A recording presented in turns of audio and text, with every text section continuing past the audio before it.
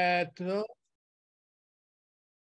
calling the meeting to order at 6:02, 6:03, whatever it is. Okay, it's 6:02. Okay. Like I said, welcome. Well, hope you all had a good Thanksgiving. Welcome to our last Zoom meeting of the month or of the year for GMAC. We'll call the meeting to order by voting on the resolution of the Walla Municipal Advisory Council authorizing remote teleconference meetings of the legislative bodies of the Walla Municipal Advisory Council pursuant to the Ralph M. Brown Act. So can we have a motion to approve that resolution? I make a motion that we approve the resolution. Okay, thank you, Melissa. Can we have a second? Second. Second by Dan. Okay, let's take a vote on that. Melissa? Aye. Dan? Aye. Henry? Aye. All right. Kevin? Aye. Don? Aye. And Robert? Aye. Okay. Well, welcome everyone. Introductions and announcements. We've pretty much gone through everybody's whoever's here and acknowledged them. Anybody else that's arrived? No, Tom, David, JD. Okay. Consent agenda. We have the approval of the action minutes from November 3rd, 2022, last month's meeting. Anybody want to make a motion on that? I'll make the motion to approve. Okay, thanks, Kevin. A second on that? I'll second that.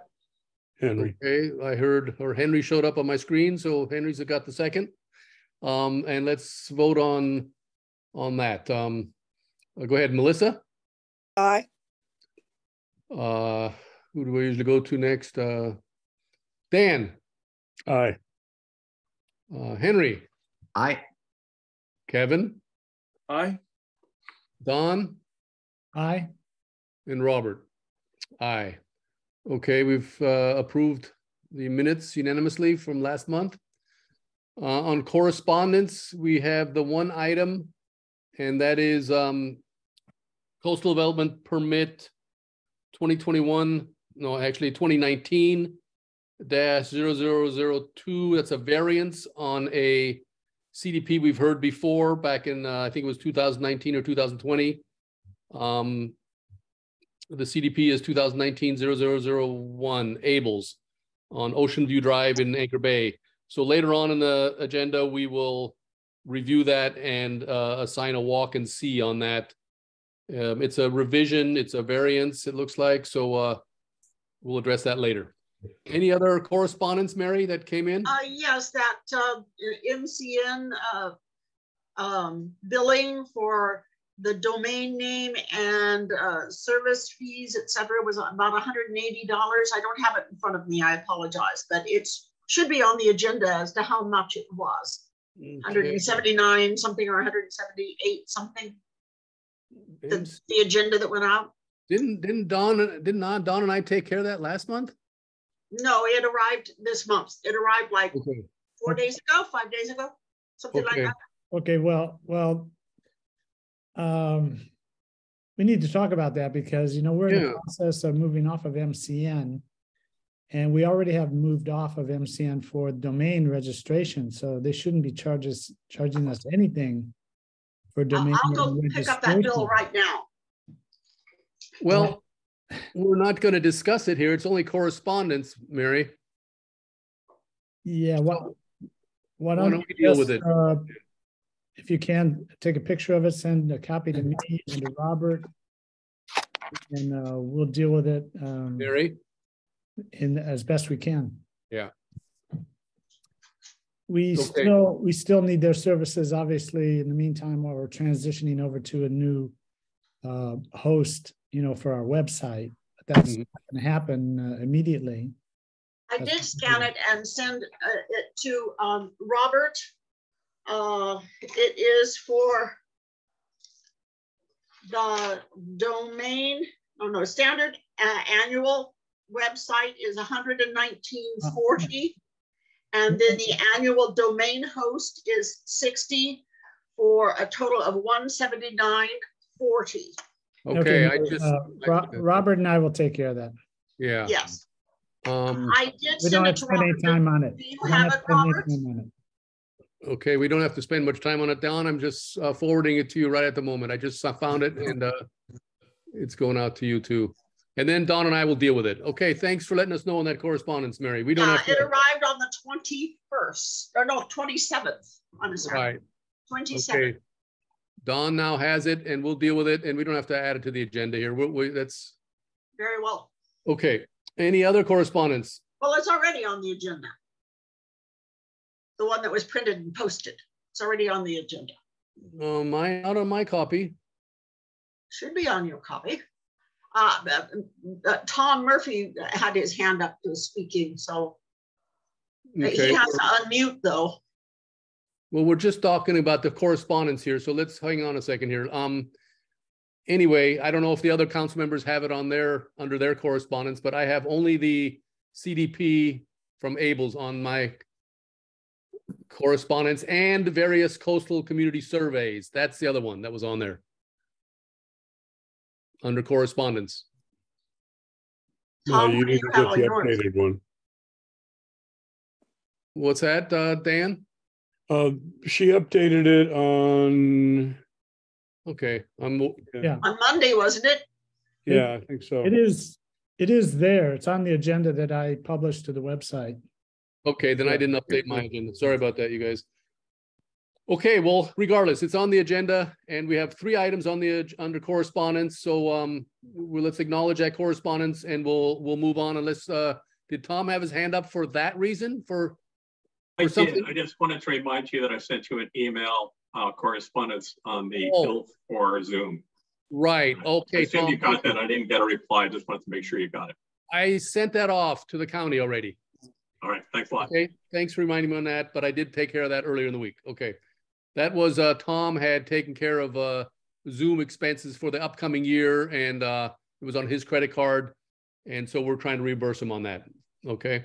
Oh, I didn't get a copy of that, so it was not on the agenda. I didn't No, realize that. I just took care of it, Mary, because Oh, okay. have All right. remind me, I'll send you a copy of it, okay? And what I sent the county. Okay. Yeah, Okay. please do. So I guess we're up to approval of agenda as you guys have it with the 3 correspondence items. Do we need to edit any further or can we make a motion to accept it as is? Yeah, Robert, I need to make a change under item 6 under the mayor application. Okay. The correct address is 38160, not 80. Okay. Any other changes to the agenda? Okay, so let's make a motion on accepting tonight's agenda as amended. Anybody want to make that motion? Looks like Dan raised his hand. I'll second. Okay, Dan is making the motion. Kevin is seconding. So moved. Okay, and Kevin is seconding that. Okay, let's take a voice vote. Melissa? Aye. Dan? Aye. Henry? Aye. Kevin? Aye. Don? Aye. And Robert? Aye. Okay, we've approved tonight's agenda as amended. Public input on non-agenda items. Anybody like to speak to that agenda item? Can I ask a question, Robert? Sure. Do we plan on going back to in-person meetings? Yeah, Kevin or somebody brought that up in the last month or so, but we haven't made any decision on that yet. I think with all the uproar about these new variants of COVID coming up, we thought maybe we try to get through the winter still and look at maybe in the spring doing in person, but we haven't really attacked that item yet. No. Okay, I just I try to be at most of these meetings in person or at least in the area, but I have so much trouble with cellular connectivity on the South Coast unless I go to Point Arena substation and there's good Wi-Fi there, and so I can attend from there. But believe it or not, I really enjoy stopping by the pizza parlor after these meetings, and it's a long trip home, so most of the smell of wonderful pizza is off me by the time that my wife says, you probably already ate. So. Well, let's make it an agenda item in the new year, huh? And we can decide on what month we'll start coming back to the community center. We have to get in contact with the community center. I think her name is Leslie, and we'd have to arrange all that. But no, we had discussed it briefly, but we hadn't made any decision on it. I appreciate it. And my grandmother's buried right there in Bay, and it gives me the opportunity to stop by and see her once a month as well. Well, yeah, there's nothing like seeing each other all in person, but we're just trying to be safe, I guess. I understand. So, okay, any other non-agenda item anybody else has? Council member or audience? I love the pictures in the paper of the parade. It was really nice pictures, and I'm so glad the parade came off really well. We all got to give Kevin a big hand on that. Yes, yes. And the Lions Club, right, Kevin? Yep. Yeah. Well, that and Chief Warner and the right South Coast Volunteer Fire Department, because they did a great job both before, during, and after the parade. They were just fabulous. Were you going to speak on that, Kevin, or is that a good time now? Because it's not really on the agenda, but well, I was going to have that at the end of my under council comments. Hey, but, let's save it. Let's save it then. Sounds okay. good. Okay. Anything else on non-agenda? Nope. I'll just say on that subject, you made one toddler very happy. He was quite delighted. My golly, that's worth it. Even if you only get one, it's worth it. Yeah. Exactly. The dragon especially was a big hit. All right. And that was Henry's toddler, I'm sure. Yep. Was she able to talk with Santa? No, he watched only from the street side, but he liked it. That is great. Good. Okay. Well, that's the smile on our face before we get to serious business here. Okay. Let's go on to the law enforcement report. We've got JD and we've got the sheriff here. So have at it. You got the floor. All right, JD, would you mind providing the stats to begin with, and then I'll bat clean up. How's that sound? Sounds I think you're muted there, partner.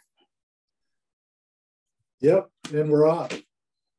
So I wasn't here for your October or probably November meeting, but I'm going to give you the stats for the last 60 days. And out of those 60 days, we had 56 calls for service. We issued 3 traffic citations. 12 investigative reports were taken.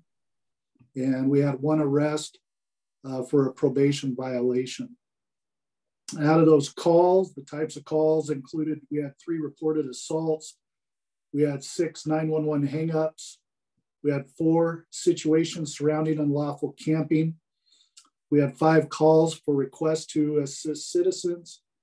We had 1 coroner's related investigation. We had 3 incidents of domestic violence. We had 1 case of fraud. We had 2 surrounding mental illnesses and 5 reports of suspicious circumstances, 3 vandalisms, and 2 trespass situations. And you probably didn't hear me say anything about any calls for theft-related crimes. That's because there was none, which is a good thing. And with that, I'll add, and with the Christmas season here, the North Coast has been experiencing a lot of mail theft in the last couple of months, like overwhelming. And so we haven't had much of that on the South Coast, specifically none reported in Wallala, but just a reminder to be on the lookout for that, as well as reporting anything suspicious in that neighborhood, because it is happening. And also a reminder for informed delivery. If you guys don't remember that, that's a postal service thing that you can sign up for. It's free, and it allows you to track and know what mail you're receiving, what mail was delivered, and or packages. And so also share that with your friends, and hopefully your friends will share it with their friends, and that'll spread out, because the more people sign up for that, then the more people that can call in and say, hey, I didn't get my mail, it was delivered, so I know it's missing. And that gives us an idea of where stuff's happening at the time. And that's all I have. Do you have any questions for me? Anybody? You said a coroner's report related Yeah, item. What is that? What it sounds like? It's a death investigation. Yeah. So we'll usually give the count of what death investigations we respond to. We had one in the Wallala area during those 60 days. So I guess I will take over from here. So the sheriff's office, we're experiencing, our numbers are still coming up from that absolute low that we were in about 8 months to a year ago. I was meeting with some other sheriffs. I have a meeting next week, Cal State Sheriff's Association. Currently, we are looking way better than a lot of other agencies. As a matter of fact, I don't know if you saw the news where the Tehama County Sheriff's Office shut down their day shift patrols because they didn't have enough people to man the jail. And so they had to eviscerate their patrol force to run the jail. We are not there yet. We've had some really good hires come up lately. I just interviewed another young person for a corrections officer this morning, and I have another interview tomorrow. So we're looking pretty good. And I'm not rejoicing in the, I'm not going to rejoice in the heartaches of my peers, but I am very happy that I'm not standing in their shoes. Couple of good things that are going on. You heard that we had 5 reports of suspicious circumstances. Those 5 reports are people who are paying attention to their neighborhoods. They saw something, they picked up the phone and called us.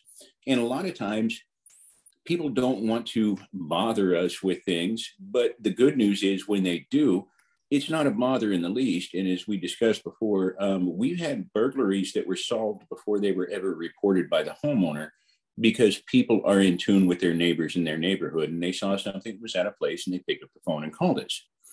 These are the types of things are in that handshake that law enforcement has to make with the community, with all of us working together. I think that's an excellent example of when we have suspicious circumstances reported. It's an excellent example of people looking out for their community. I put out a little piece on Facebook yesterday. I wanted to reach out and thank all of our local media and those small radio stations like KYBU in Covelo, KGUA in Wallala. Think about all of the things that have gone on in the past year, between that fiber optic cut up in the Fort Bragg area, the fire on Bill Owens Road, these emergencies.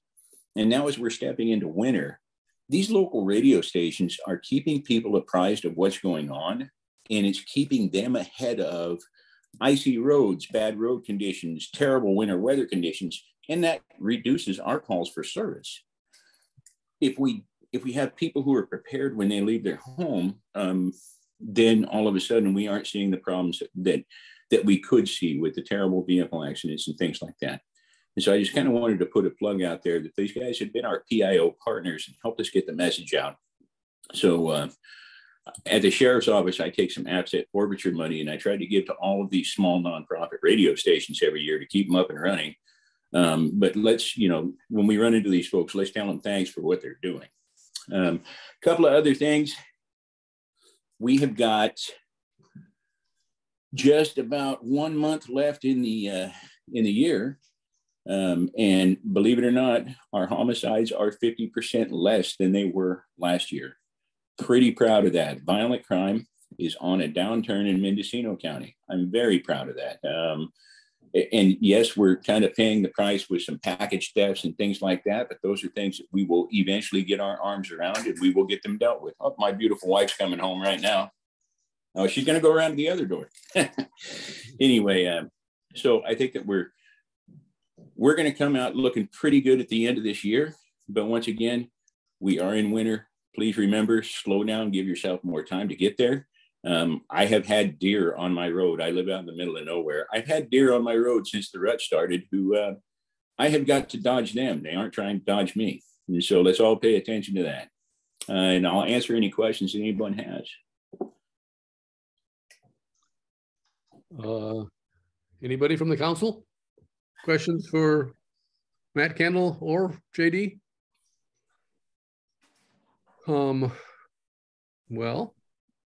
we'll let you get to your home life, Matt. All right, I appreciate it. And I just wanted to say, Tom, it was good seeing you. I haven't seen you in a few months. Anyway, thanks for having us this evening. Okay. Thank you, Matt. Stay well. Thank you. Good to see you and JD too. And Matt, I just have one little question. Yeah. You mentioned the homicide rate was half. What was it? How many? 4. Last year we had 8. However, 4 of the 8 occurred in marijuana gardens last year. This year we've had 4, and I don't believe that we've had any occur in marijuana gardens. We had one that was based on my briefing from the detectives was due to a drug robbery, but we had 0 homicides in marijuana gardens this year. And 4 puts us well below the national average. Last year we had 8, which put us at 9 in 100,000. That was well over the national average, which was 6 in 100,000. And so we're below the national average. Is the fentanyl problem showing any change? We've got to do a lot of work on that. But we are not seeing the deaths that we were originally seeing because public health and everybody else is working really hard to get Narcan out there to make sure that we don't have people, go down and can't be revived. So the overdose deaths are reducing, but the number of overdoses are the same or higher. Have you found fentanyl in marijuana or just in pills or just in fentanyl? I think we found it in everything except marijuana. We found it in cocaine. We found it in methamphetamine. We found it in counterfeit pills. We found it in heroin. I don't know that we've had a single case where it was found in marijuana. Okay, great. Thank you. Looks like Dave has got a comment. Go ahead, David. Thank you very much. Lieutenant Comer and Sheriff Kendall, thank you so much for your help in the last period dealing with vagrant campers at the Redwood Coastline Conservancy's property in the south part of Wallala. I would very much appreciate your responsiveness to the call and also want to echo similar appreciation from Chris, who owns and operates the Breakers Inn just south of the View restaurant. So we really appreciate you guys for coming out quickly and dealing very productively with this problem. Thank you, Dave. All right, I'm going to have supper with my beautiful wife, and it was good seeing you folks. I appreciate being here. All right. Yes. Have a out there. good Christmas Stay season, safe. you guys. Merry Have a Christmas. happy holiday. Yeah. Yes, you all too. All the Very best. happy holiday. Okay. Let's move on to our permit application for this evening. That's the Meyer application that we had tabled before. That's CDP 2021-0057. Is there anybody present on that application from the applicant's side? Not tonight? I let them know. I let both of them know. Okay, you want to bring us up to speed on anything on that, Kevin and Melissa? I'll be happy to start, and then Melissa can go ahead and fill in all the details. Melissa and I had an opportunity to visit the site with Heather Meyer and her contractor. And in speaking with the Public Works planner that it was assigned to CDP, he doesn't find anything problematic with her CDP and us moving forward. in speaking with Ms. Meyer, once she has approval of the CDP, it appears that her first step is going to be dealing with water and also the dealing with the upper pad so she can bring in her trailer for construction, but it's pretty much going to be phased out over many years. So I have the feeling she'll be coming back to us multiple times. But in walking the site with her, meeting with her contractor and talking with the staff planner, I think Melissa and I are both in favor of moving forward and approving her CDP. Melissa, do you have anything? It's a really good project. I really, really approve of it. So we'll entertain any questions. If not, I'll be happy to make a motion to approve the CDP. Okay. Any questions, council members? I got a couple, but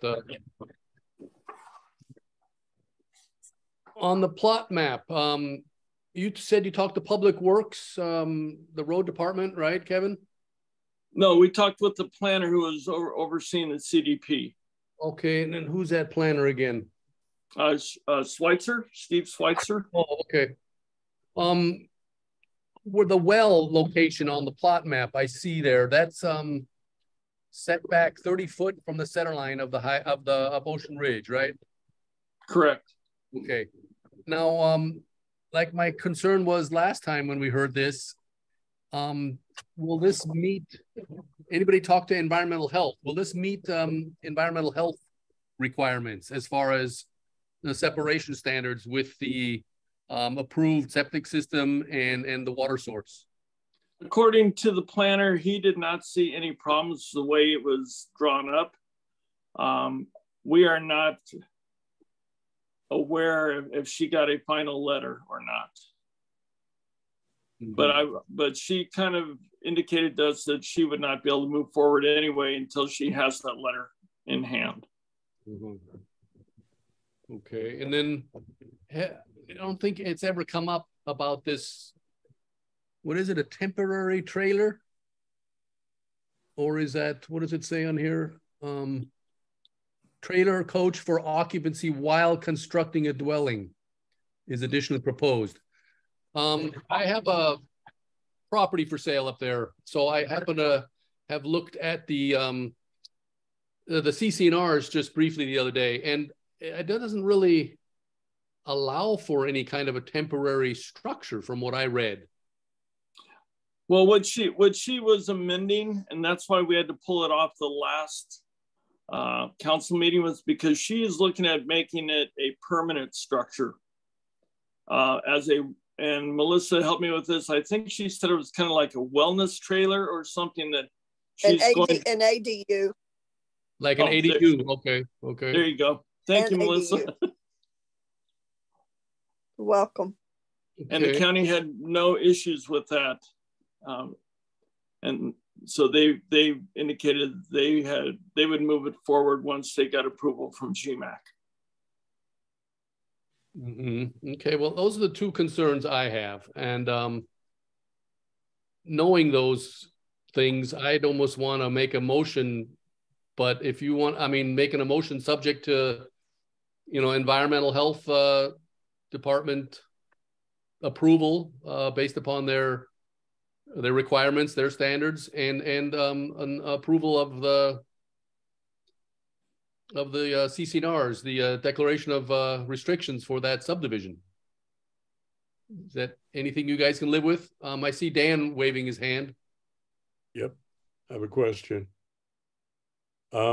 Is the county tasked with enforcing CC&Rs? I don't believe not so. Who does? I don't believe they're involved with enforcing those, no. I've normally seen them involved with like homeowners associations and things like that. Right. That kind of thing. But like where I live, we have CC&Rs, and as far as I know, there's nobody enforcing them. Mm-hmm. And I've seen them mostly ignored.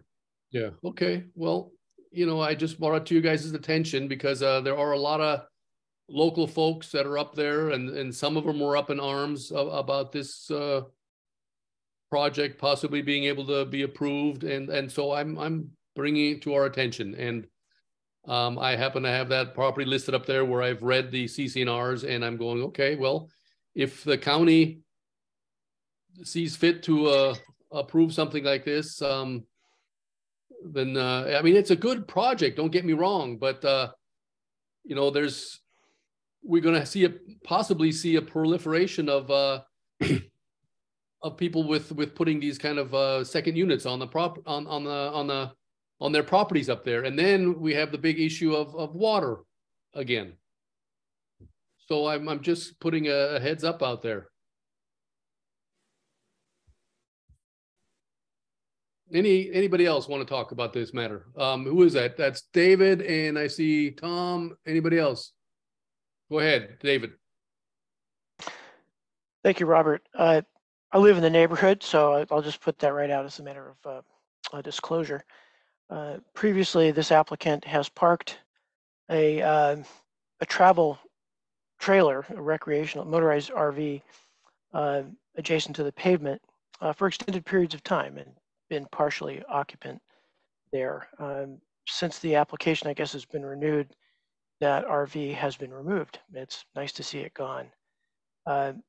Does the application anticipate the use of an RV for extended periods of time at the street level, or will the temporary occupancy, the use of a vehicle, be at a level below the street grade? It will be below. On that flat shelf, level. The second, the first shelf, and then the house will go below it? Yes. Okay, thank you so much. And one thing that'll have to happen now for that property will be, there's going to be some grading, major grading and excavation probably going on to even get the septic system in to begin with, so that one could go to that lower shelf to habitat that trailer. So there's some major things that I'm sure this applicant will still have to resolve. I don't know what the engineering's like yet for the grading of this driveway, but it is a steep driveway, as it shows. They're looking for a variance on that 20% slope, I think it is. Yeah, they've asked for it and received it. And the first thing of importance is the well. If the well doesn't pan out, it's just going to all fall through. Mm-hmm. So, okay. Who else had their hand raised? Was it Tom? Any other council members want to speak on this? But I spoke of my concerns, so let's hear from anybody else on the council, and then maybe our audience. Anybody else? Then okay, another audience member. Tom, go ahead. Yeah, I don't really have an opinion on this, and I'm not conflicted on this in any way. But when I see that a permit for a temporary use of a trailer while constructing a dwelling is proposed, I wonder what the status of that permit is, how long it would be in existence for. And while I'm sure there are good intents on the part of the owner here, and I wish they were here to talk about it, my question, my worry would be that you guys might be opening a little bit of a Pandora's box there. There's a lot of people who would like to live in a motorhome or something and say that they're building a house. I remember last year we had one of those, and we put a restriction on it that the county kind of said, well, look, you don't have a permit for it, you can't do that. And it's subject to all the same septic requirements as a house, as it turned out. So I would just caution you to look at that element especially as you go through this. Thanks. Thanks, Tom. Normally what we see over all these years that we've had these applications before us is we see a trailer. It's like a construction trailer. It's specifically stated in the application that it's for temporary purposes for the contractor or whoever to look at plans within the structure. It's for the duration of the project, and then it's removed. I'm not getting that feeling that this is the case here. And here, I can help. Okay. It's supposed to be permanent, The house is only 640 square feet. And at first she wants her teenage son to live in it because it's getting kind of small for 2 people. And then it's going to be an ADU unit that will stay there. Okay. Well, I would ask for any other comments, and then I guess we'll listen to Kevin's motion. Well, so is that how it's permitted? Is it as a permanent ADU? She amended it with the county, and that's why it was taken off of last month's agenda, because the county was reviewing an amended CDP to make that a permanent ADU. Okay. So yeah. The county amended it and moved forward with a recommendation that they had no problem. Okay. Kevin, did we see any kind of an amended application come to us? I didn't see anything on the county website, so I'm kind of curious how they worded that. And if, I mean, you guys did some research into this and talked to people at the county level, but we didn't really receive anything, nor did I see the application updated on the website. So I'm kind of wondering. I would say part of it was because her application was lost in transit. The planner that was overseeing her application left and basically left a pile of CDPs on their desk. And Mr. Switzer was given this application or this CDP to review. And I contacted him after our last meeting to find out where he was at and whether or not we should put it on the December agenda. Okay.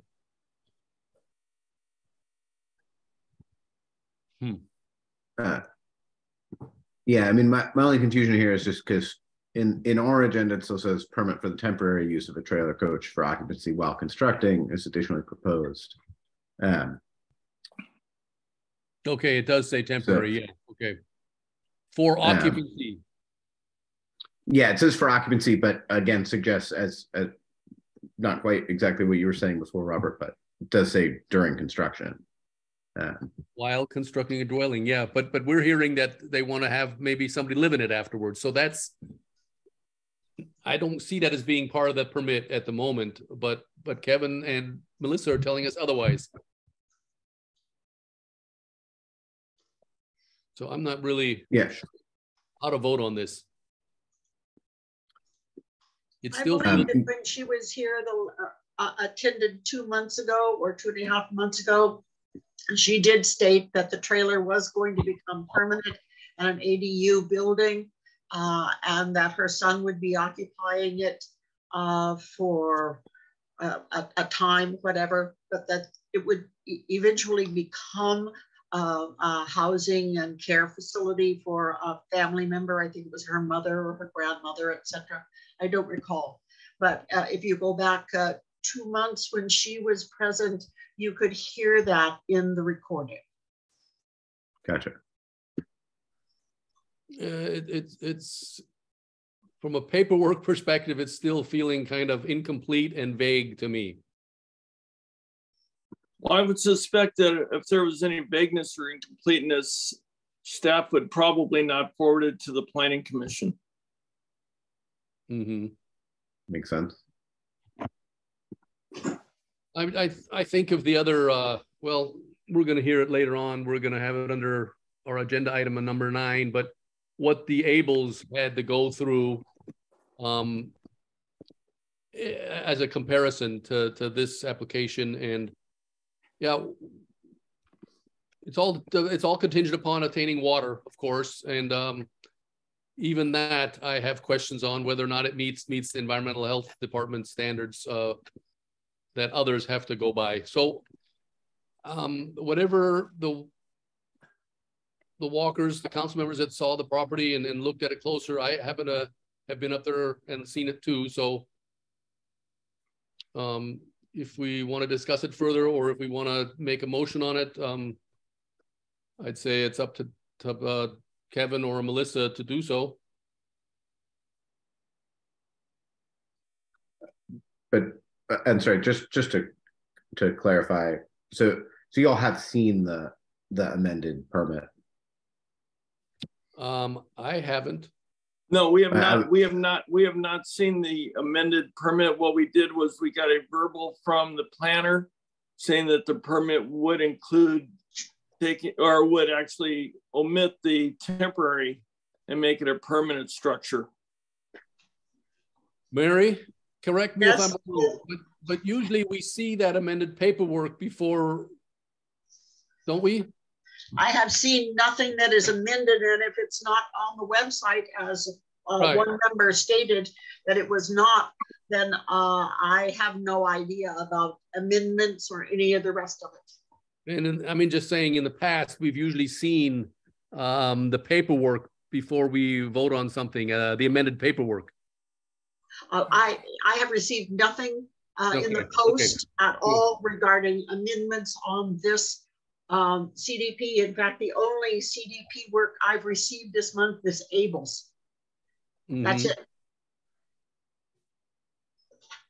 How do the council members feel that walked it and saw it, meaning Kevin and Melissa, if we table this for another month? Till we get something in writing from the county on the amended? Do you know? These things are always going beyond the due date.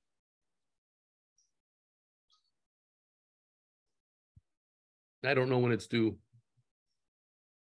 The planner was looking at trying to get it on the January agenda so she can move forward with her project, but it's the council's prerogative what you would like to do. You know, if I may comment a little bit here, it sounds like one of the main issues here is this trailer, and that the CDP states that the trailer, you know, would be in place during construction. And there's nothing in the CDP that would provide authorization for this trailer to become permanent, if I'm not mistaken. Is that correct? Well, the amended permit, it sounds like, in theory, would allow it to be permanent, according to the vocal assurance that Kevin and Melissa received from the county planner. So I don't know if people. Well, sorry, I don't want to interrupt. Then maybe, as Tom suggested, we could approve this, but under certain conditions, that the status of this trailer is absolutely clarified, so that, you know, it's clear whether or not this is going to be permanent or not. And any other issues we might have, just make a condition, make it our approval conditional on, you know, some of these concerns we have. Otherwise, if we want to put this off for another month, that's fine with me too. I am somewhat disappointed that no representative from the property owner or anybody else is here to actually discuss this with us. That would probably fall on my shoulder, because when Melissa and I met with her, we didn't see anything at our site meeting that would cause the project to create a major concern for the council. So we suggested she could show up if she likes, but if not, we would still be discussing her project. So we didn't insist that she show up along with her contractor. Or let me rephrase that. I didn't insist that she show up with her contractor for our meeting. I don't know. I think as a general rule, anybody coming before us, you know, with a building project of whatever dimensions, I think it behooves them to show up. Well, she had indicated she wanted to show up, so I don't know why she's not here, but you know. If I remember correctly, she was extremely patient last time she came. If this is the same person that I'm thinking of, I think she had to wait through a lot of other business before we got to her permit. She did email me saying she would not be able to attend, but that her representative would attend. I do believe I forwarded that email a day or two ago to everyone. Maybe it was a little longer than that, but it was this week sometime that she said. Okay. After she received the agenda, she did email me back, and I did email everyone regarding her not being able to attend, but that her representative would do so. I'd like to reiterate that I'd like to see it tabled until we have more information on the amended application. I recall another project that was before us for a couple of times. That was on Gypsy Flat Road, where Ritterman was and then they had a representative there for them when they amended the application to include drilling a well. They were going to be working just off of a spring, but I feel like Don does. I think if there's some change in this application, we should at least have some paperwork in front of us, or the applicant or the applicant's representative should be here present at our meeting discussing this with us. I mean, we're going off a hearsay, and I don't feel comfortable voting either way on this right at the moment. I just as well table it. It looks like Dan wants to. Dan, I'm sorry, I didn't see your hand. That's okay. I've been using the digital raise my hand. I have an issue with voting in favor of something that is different on verbal report than it is on paper.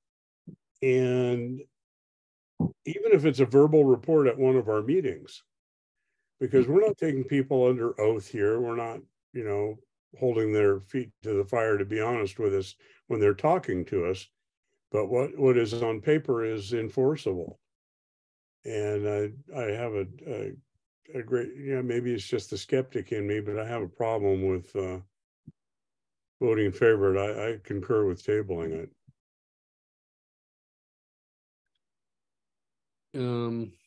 Anybody else want to say anything? Yeah, I mean, I do. There are so many hurdles and veto points in this kind of process to begin with that I am reluctant to slow things down if everything's on the up and up. But yeah, it's weird to have things not match up. So I could see myself being comfortable with a conditional approval if we could spell out specifically what exactly it is needs to be true in order for those conditions to be met. I don't feel personally capable or qualified to really make an ironclad, this is what the conditions are. So that inclines me to table it until we can review actual paperwork. But if somebody feels comfortable laying out, here are the conditions under which we're approving it with enough specificity, then I could see myself coming around to vote for that. I move that we table this CDP until next month, and that in the meantime, we encourage the property owner or their representative to be in attendance at next month's meeting. Anybody want to second Don's motion? Dan. Okay. Let's take a vote on that and see where we end up. Okay. Sorry. Go ahead. I'm forgetting my Robert's rules here. Is there's can I ask a question before we Sure. continue to vote? Does anybody feel like they can lay out a specific condition under which we would approve it? Does somebody want to take a swing at that, or that would be the other option? You're right, Henry. But we've just made a motion in a second. Let's see where that goes. Okay. But that precludes us from being able to look at it from the other angle. I agree. Okay. But we already got a second now. Fair enough. I just saw something flash in, a recommendation from Tom, but I don't know where that went. Well, we have a motion on the table. Okay, let's take a vote vote. on this one way or another. Melissa, I'm going to abstain because I agree that there's so many hurdles in front of everyone that it doesn't make sense. well, so you're going to abstain from tabling it Yeah, because I think we could pass it with the with conditional approval? with the condition that Okay, the that- CDP. What okay. now with the condition that the CDP actually has been amended. Melissa, you can bring that. Discussion over. You can bring that out afterwards if this motion doesn't pass, okay? And then we'll try another motion. Okay, so we've got an abstain. Dan? Abstain. Also an abstain. Henry? I'm gonna go no on it to try to create a path for. Sorry, again, I'm forgetting my Robert's rules. If on the tabling of it, are you voting yes or no? I'm trying to refamiliarize myself. If this gets voted down, can it be reproposed later in this meeting? Yes. Yeah. Okay. Yes. I'm going to say no for now, so we can continue discussion. Okay. Kevin? No. Don? Aye. And myself, I was an aye, but we it's not going to pass, so we can try another motion if somebody's willing to do that. I'd like a motion that we accept it on the what's the phrase? Condition? Condition or contingent? On the condition that it actually has been amended to state that the trailer will be a permanent ADU. Do we have a second on that motion? I'll second that. Dan seconds that. Any discussion? Tom, would you like to chime in? Yeah, speaking as a member of the public here, I think the question you're struggling with is whether or not this is a good and approved proper usage of a trailer on a property. And I don't think this council can determine that tonight.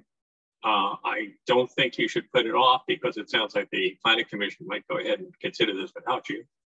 But I do think you want to make your voice heard. It's the way I hear it.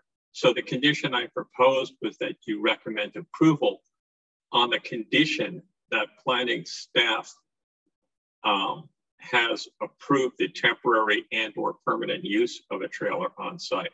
That will force staff to review that issue, make sure it conforms with the local standards before they move it to the council. And it would also require them to mention that to the planning commission if it does go to the commission before your next meeting.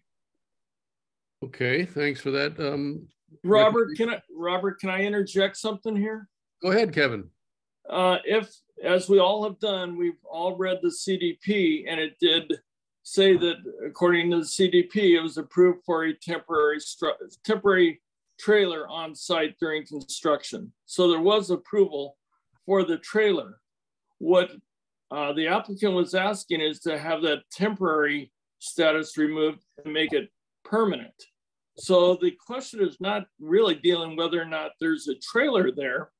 That had already been proposed by the applicant in the initial CDP. What they're looking at now is making it permanent rather than temporary. So that's really what we're dealing with tonight, because the old application was, yes, the planner and the planning staff had approved a construction trailer on site during the construction. I'm unclear on how that got approved.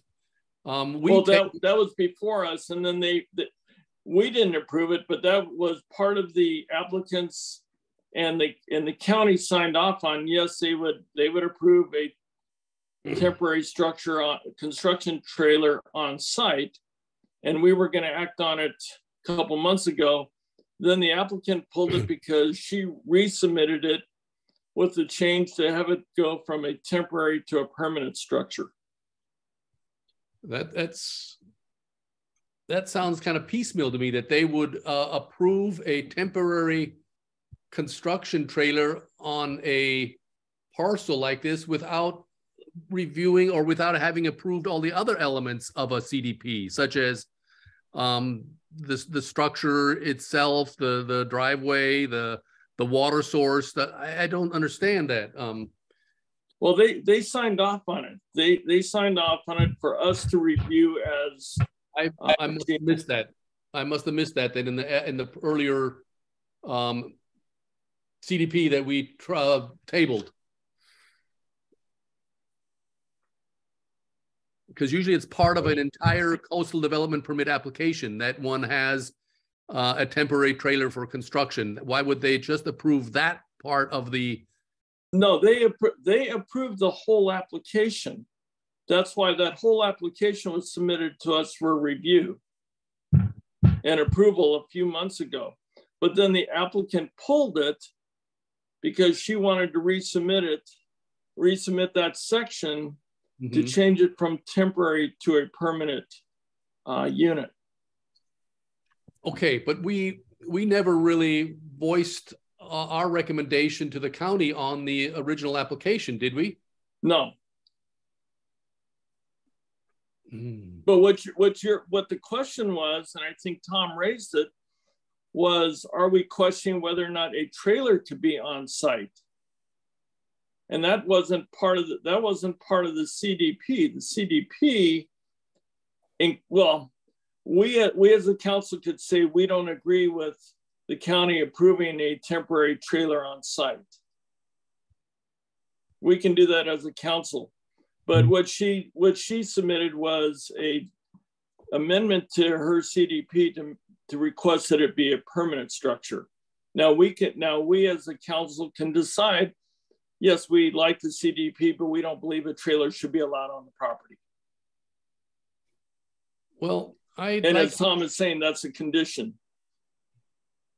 I still would like to see that amended paperwork before I vote on this. Well, would you be in favor of a temporary structure? I have no objection against a temporary structure, a temporary trailer during construction, but I haven't even seen the paperwork that says that this temporary structure will be converted to a permanent structure yet. That's why I made a motion with the condition that the amended CDP was actually done. Okay, did we vote on that? No, I just made the motion. Y'all just kind of started blathering. Now we didn't have a second on that, huh? So who has seconded it? We did, and then we had discussion. I'm sorry. Okay. Can you repeat that motion, clarify it? Melissa? No. Okay, or somebody, maybe. Kevin, can you? I think what Melissa's motion was to approve the recommendation with the condition that we get written approval or written authorization from the county that the CDP had been changed from a temporary structure to a permanent structure. Yeah. Okay. And who seconded that? Well, Dan did, and Melissa made the motion. Okay. Should we take it? Let's take a vote then. Okay, Melissa. Aye. Dan. Aye. Henry. Abstain. Kevin. Aye. Don.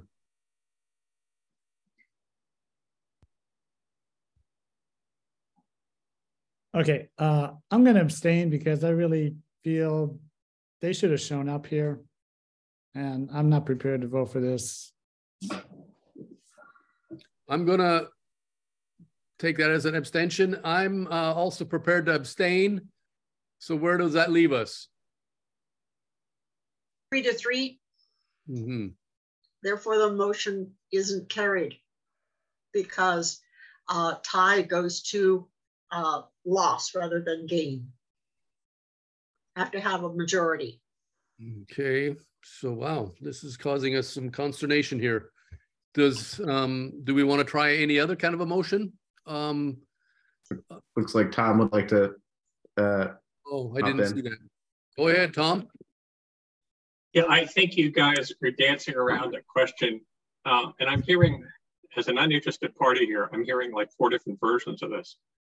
I think Robert's right that this is too piecemeal. I have never heard of a case where the county approved something, or the county staff said we're approving this in a CDP application without talking about the whole application. They give the council the CDP application to review before they make a decision and a recommendation to the planning commission. So if they did say that, or if it was interpreted that way, I think that's a mistake. The second thing is there's a big difference between a construction trailer, and Robert referred to this earlier. The big difference between a construction trailer on site to act as an office for planning, reviewing the blueprints and such, and a trailer that's going to be used for occupancy, especially long-term occupancy, which raises all sorts of health and safety issues in the county. The county's been very reluctant to allow trailers for occupancy on building sites in the past. I know, I reviewed a CDP with that. I think you could pass this tonight with a recommendation for approval or disapproval with a condition. And the condition I suggested earlier was that the, for example, recommend approval with the condition that planning review and recommend use of a trailer for occupancy, either short-term and or long-term on the site. If that's not the case, or you could do a one saying that the trailer can only be used as an office for construction purposes, not for occupancy. So I think it's up to the council to review that and make that call if you want to, or you could just let it go with no recommendation. I think sending a vote to the planning commission, planning staff, and saying, well, we can't decide on this, so with so many abstentions would be a signal too. But that's my two or three cents on that. So it's up to the council. The trailer in question is the one she's living in up north. Manchester, I don't remember. Fort Bragg, someplace north. Look, I have a lot. I can't put a trailer on it, even if I say I'm going to build a house. Well, so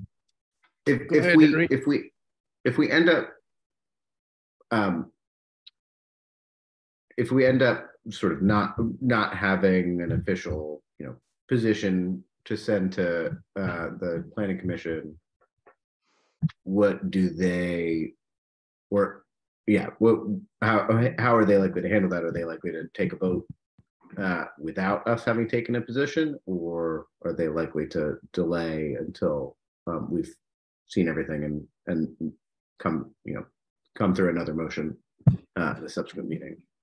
They'll deal with it when they deal with it. We're merely giving advice. They could we could all of us say we hate it, and they could pass it through. Let me try a motion. Robert has something to say. Who? Dave. David. Okay, I didn't see that. Sorry. I'm not used to those hand marks. Okay. I'm sorry. Maybe I'll wave. Well, go ahead, actually, David. Sorry. I beg your indulgence. Again, this is public comment, and so it may not be appropriate. So I just want to ask first: is it acceptable to receive public comment at this point? Yeah, we have been doing that. So go ahead. That's fine. All right. Well, I appreciate your flexibility. Again, I live down the street, so this is a neighborhood that I walk in frequently, and I'm aware of this applicant's previous behavior in their long road to developing that property, and it is a very challenging property. They have their hands full. I also appreciate Kevin and Melissa's assessment, and they're going to the site, talking with the owner and the contractor, and take it at face value that they don't see any particular technical concerns. It appears there may be a misunderstanding about the nature of the GMAC review. Kevin, when you report that the application has been approved for GMAC review, that means the planning department has determined that it's complete and that it's ready for this body to weigh in and make a recommendation. It does not mean that the project is approved. It doesn't mean that the project is code compliant.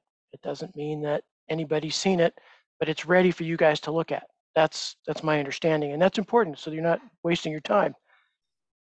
Right. I would just ask you to consider how you would feel if your next door neighbor, or a few of them, parked a trailer coach. Again, this is a vehicle designed for temporary use, not permanent use, on the property next door or down the street from you. And maybe it was connected to sewer and water, and maybe it wasn't, but it was somehow being used for permanent occupancy. How would you feel about that? Would you feel good about it? Would you feel like that's a safe thing to do? Most trailer coaches are not designed for permanent use. And connecting in some informal way to power is an invitation for fire, and connecting to some informal way to water supply and sewer disposal is an invitation for public health trouble. Those are the kind of the objective measures, and the subjective measure is that neighbors are not going to like it.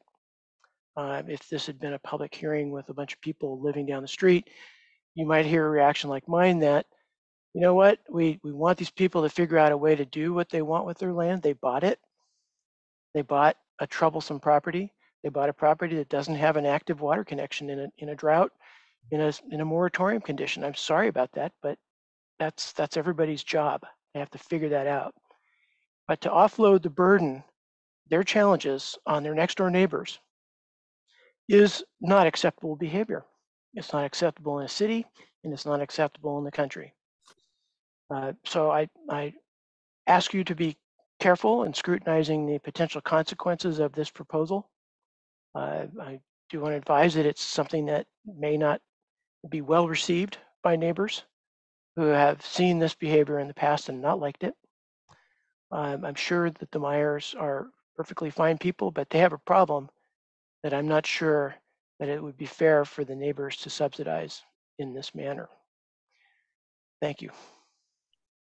Thank you, David. Well spoken. Like I say, I welcome all our opinions, council members and audience on stuff like this. So we haven't made a motion. We haven't approved anything. I would like to also give the applicant an opportunity to talk like we usually always do. We usually always let an applicant begin the CDP presentation by speaking about their project. And this goes back to what Don said. We don't have the applicant here to tell us all these changes that have occurred since we last tabled this. I want to again reiterate that I'm in favor of giving the applicant another chance, and I'd like to see us table it.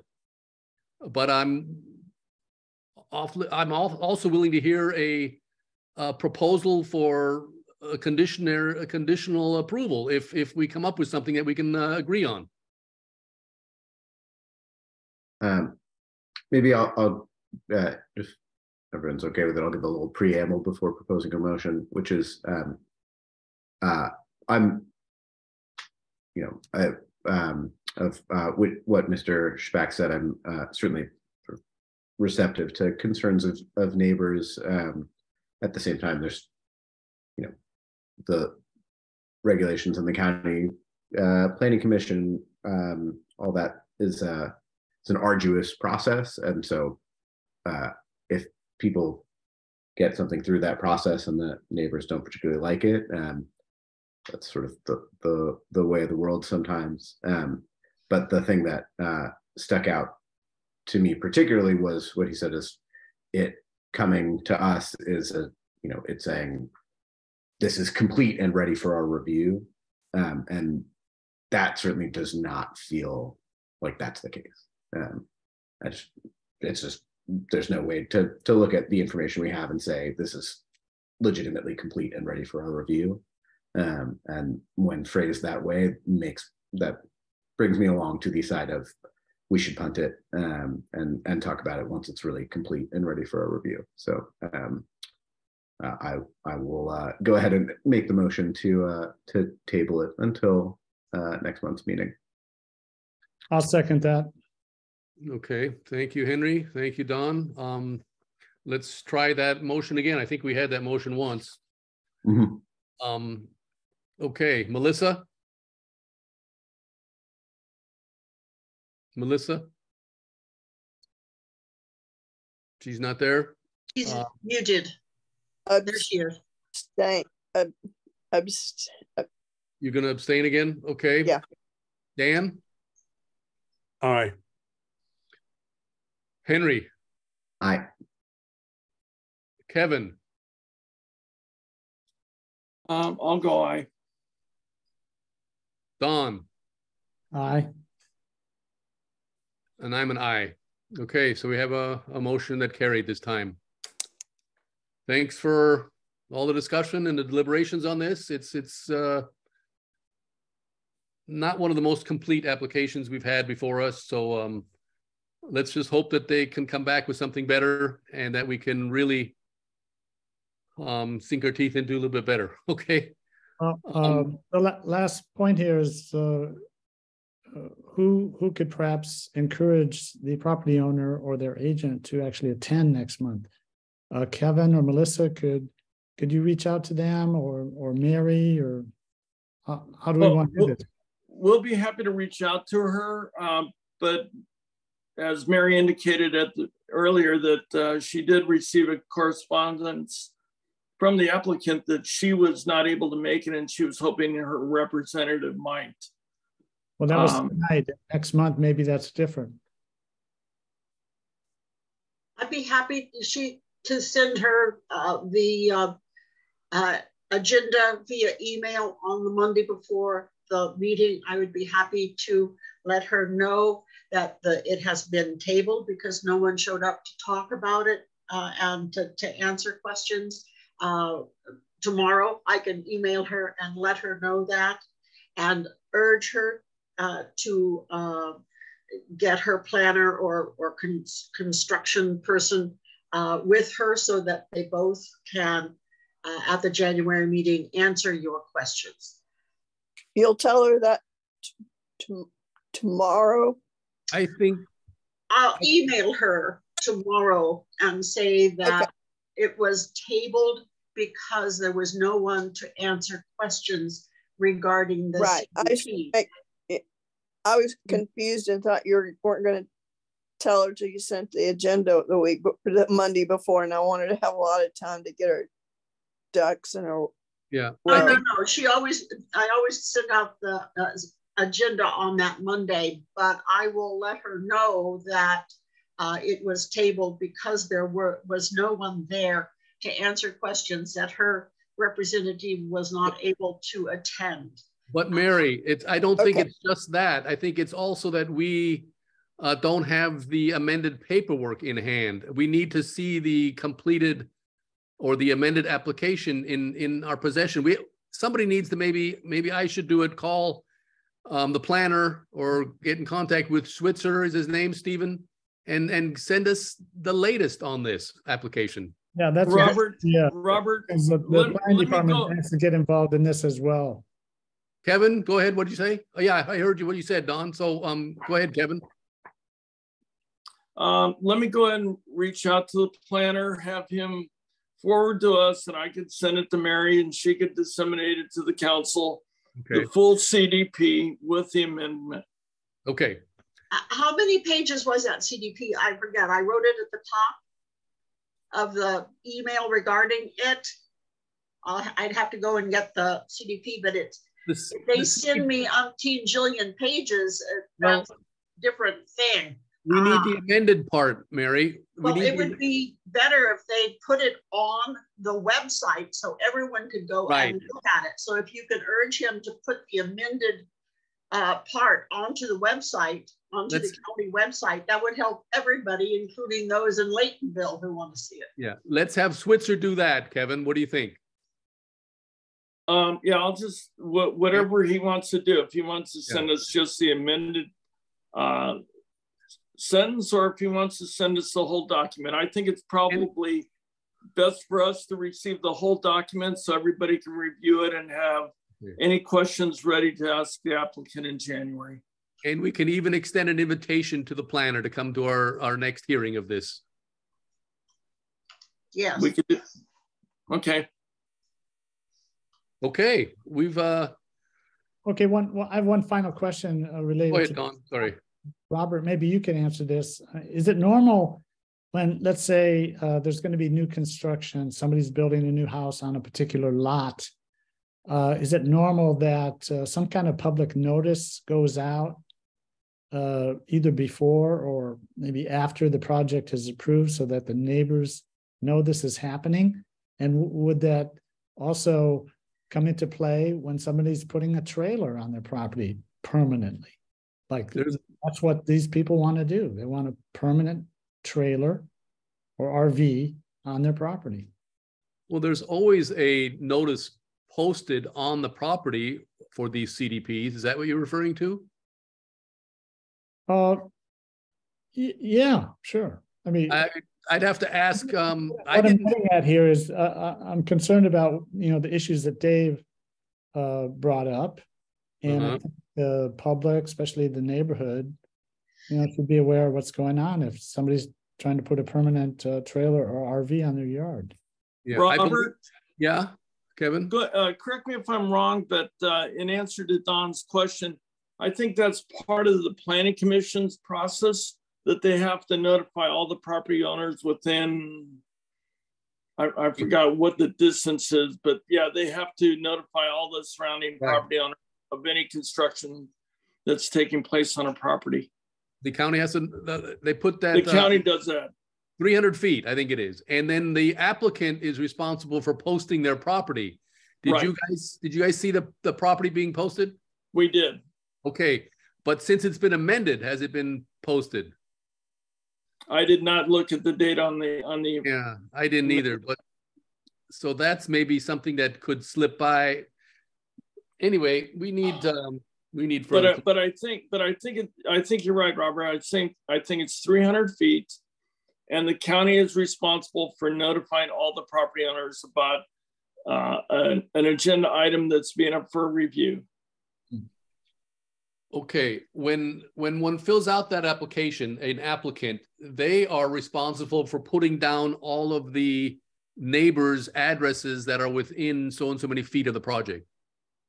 I think the county can pull that up on their map. They can pull up all the adjacent properties for notification. Right. They can, but when you are, as an applicant, filling out that application, there's a page in there where it says list all of the neighbors. And I think it's incumbent upon the applicant to put those names and addresses in there, I believe. How would they know? How would they know that? I guess they work. It's in the CDP. There's a page that lists all of those neighbors. So, but isn't that put together by the county and not by the applicant? Because I can't imagine, I don't know about you guys, but I couldn't tell you all the neighbors around my house. It's done for the property map. They have the property map and the list. The architect for this applicant should be able to obtain that information and put it on the application for the actual applicant. If the neighbors do not know that there is an amended CDP and the amendments and or the amended CDP is not on the website, then how are the neighbors going to know any of this if it's not? I'm sure the CDP is posted or saying that at least there is a CDP regarding the property. But if they don't know that there's an amended CDP and they don't realize that they walked past the grocery store or the post office and didn't see the GMAC addressing it tonight, how are the neighbors going to be able to voice their opinion until all of a sudden this is permanent?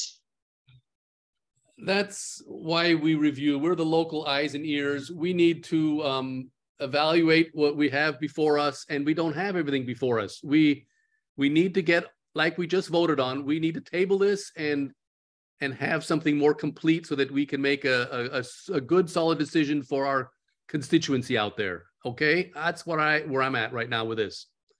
Robert, I think you laid it out correctly. It's tabled. We really don't need to discuss it anymore. I'll go ahead and contact Mr. Switzer to get the information to us. Beautiful. And Mary will talk to the applicant to make sure that she and her representative are at the January meeting, and we can go ahead and discuss the item at that time. Okay, I think we've done a good thorough job on this. Thank you guys, okay? Let's move on. David Shpak is going to give us a wonderful presentation tonight from the Redwood Coast Land Conservancy. He's got a slideshow for us, I believe.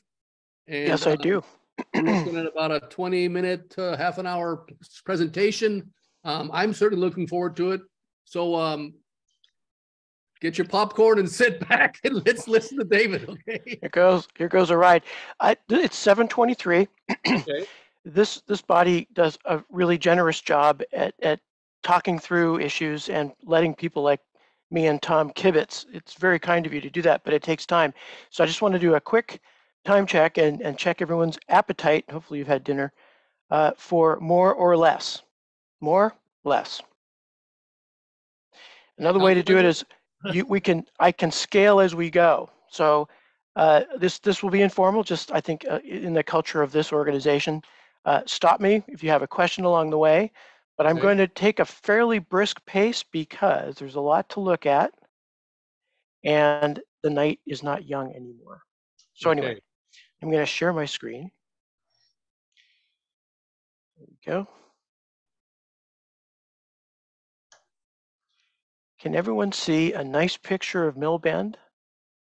Yes. That is so cool. All right. All righty. Welcome. Good evening, Chair Youngling and council members. My name is Dave Shpak, and I am a member of the Redwood Coast Land Conservancy's Board of Directors. Thank you for this opportunity to brief you on the conservation plan for the 113-acre Mill Bend Preserve at the lower reach and estuary of the Wallala River. I'm going to be moving back and forth between a couple different slideshows, so I apologize for the delay.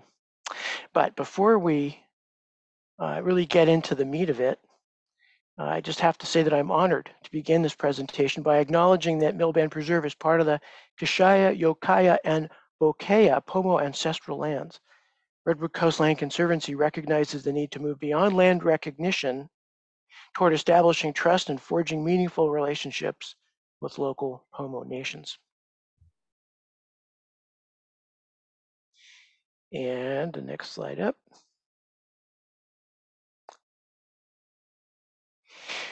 We also, amongst my colleagues on the Redwood Coast Land Conservancy, we want to thank all of the partners and many members of the Wallala community who have contributed generously to acquiring the preserve and helping the conservation planning process. Particular credit in this enterprise is due to Perniske Chatham Incorporated for their leadership, technical and strategic expertise in preparing this comprehensive plan, and for putting RCLC and the community on the right path toward daily stewardship, long-term restoration and protection of healthy ecosystems, meaningful and fun public access to the preserve. I also want to thank OPAC Consulting Engineers for conducting the preliminary alternatives analysis and bridge type selection for a potential pedestrian bridge crossing at China Gulch. And I know we're all excited about that, and I can talk about it in a bit more detail, but let's suffice to say that it is technically, potentially a bridge too far.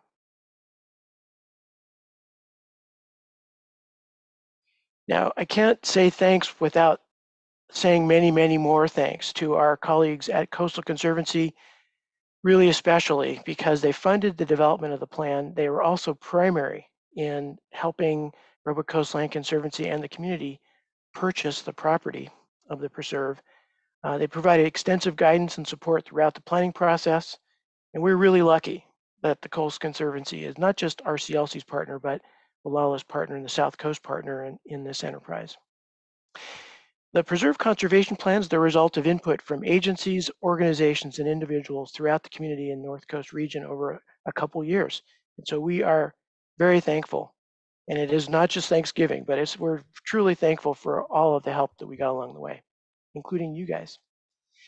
So this slide has a few names that you may recognize, some of our locals, such as John Walton, Jim Neubecken, Laura Baker, Cheryl Harris, Marcus Cajeda, Rich Trissell, Elise Allen, a local student who's now graduated from UC Berkeley, who worked as an intern, and yours truly.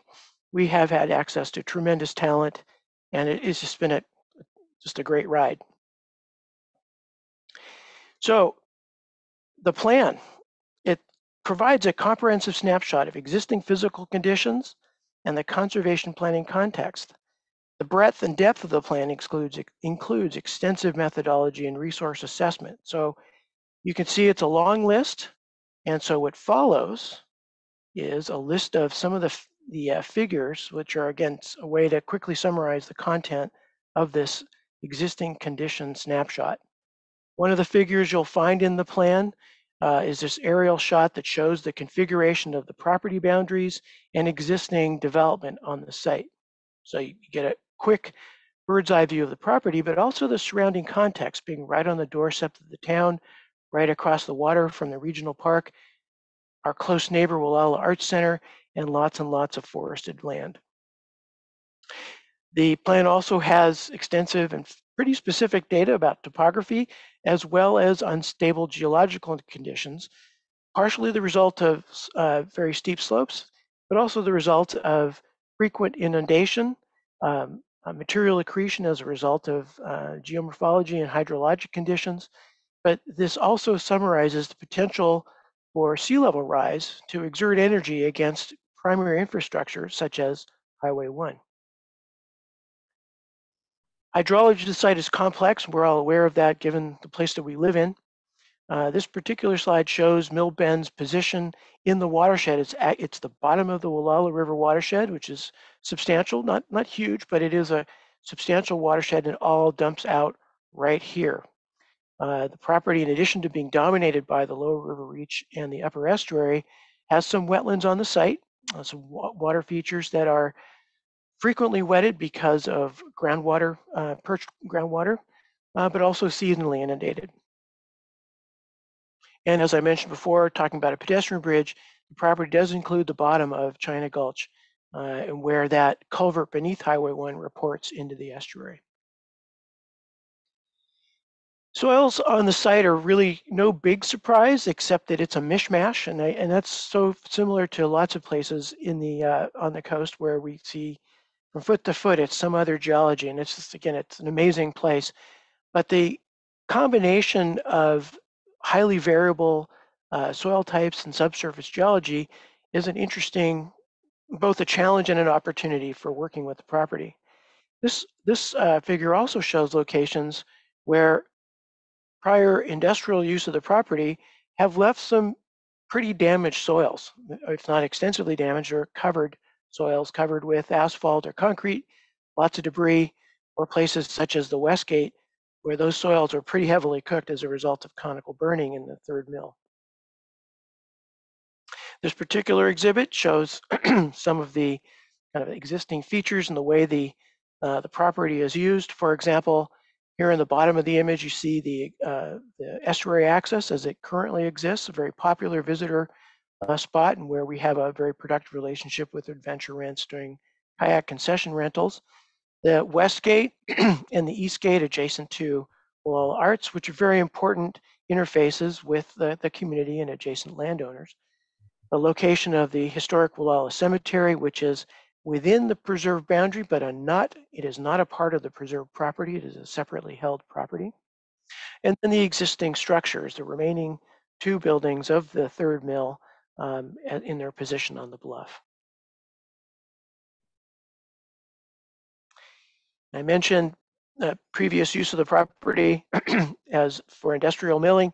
This is an aerial photograph taken in this one probably dates to early 1960s. You can see this is a shot from the south looking northward toward the town of Wallala. At the time, this is the third mill, and what you can see here is really impressive is the vast extent of the property that has been utilized for this industrial use, virtually a mow down of the entire property. Here on the left, and we'll talk about this some more, this is the existing condition or the existing location of the current Highway 1, which was installed in the mid-50s and opened in 1958. A different location than original, which came in up Old Highway and then wound down and around the property to a crossing right across the river from the existing Sonoma County Regional Parks campground. So lots of history, a lot of interesting information here, but really the takeaway is that this entire property has been mowed down and very seriously and extensively disrupted. And as a result, over 100 years or so, in some cases a little bit less than that, but over decades, nature has done its best to recover. That recovery is advancing in different ways and different paces at different locations of the property. Down in the estuary, where this area has been subject to lots and lots of water, lots of washout, lots of cleanup, but also a lot of material accretion as the river's hydrology has changed over time. You have a pretty robust willow stand and other riparian vegetation that's coming back like gangbusters for the most part, except in these brown areas where previous industrial use has really damaged that soil. Up on top, the red area indicates a thriving redwood canopy as well here along the panhandle. Lots of redwoods in this corridor as you go upstream and down below Willell Arts. Other really significant stands are Bishop Pine complex in this sort of lighter shade in various coastal prairie vegetation types, but also alder and bay riparian forest here in the lower river reach. Interesting mix of vegetation and lots and lots and lots of invasive scrub, such as pampas grass, jubata, which is jubata grass, lots of broom, a mess of broom, lots of blackberry, fennel, you name it, we've got it. This is a kind of another way of looking at the vegetation cover, and this one is really focusing in more on how that vegetation across the property results in habitat. And so here you can see that in the list of sensitive vegetation types, each of these kind of vegetation complexes results in habitats that are pretty much on the radar screen for the regulators. That's environmentally sensitive habitat areas along the riparian corridors, both redwood and bay alder forests. Certainly the cottonwood is very, very important and highly sensitive. And then up in the redwood forest, we have some, again, fairly flat but significantly wetted swales that are supporting very sensitive vegetation and animals. So what are the risks? When we look at the combination of soil types, topography, previous use, the pace and type of natural regeneration happening on the site, and really the embedded damage of 125, 150 years of industrial use on the property, what can go wrong? One might ask. Well, here are the challenges. In certain areas, we have the property is very densely overrun by invasive plants. It is so densely populated by these weed species that really nothing can break in. And as a result, you have very low rates of natural habitat regeneration. And these are areas where we're focusing a lot of near-term attention to try to attenuate that loss and maybe turn some corners and get back to habitat. There's some other areas, however, where we've got very vigorous and fairly high quality stands of riparian forest, both the redwood and alder forest, that there are big risks there as a result of soil stability, being on steep slopes. And as climate changes and we get these really vigorous and highly energetic inundation conditions or sea level rise or high velocities in the river, well, that's places where those unstable soils are going to collapse and we'll lose habitat to that climate change condition.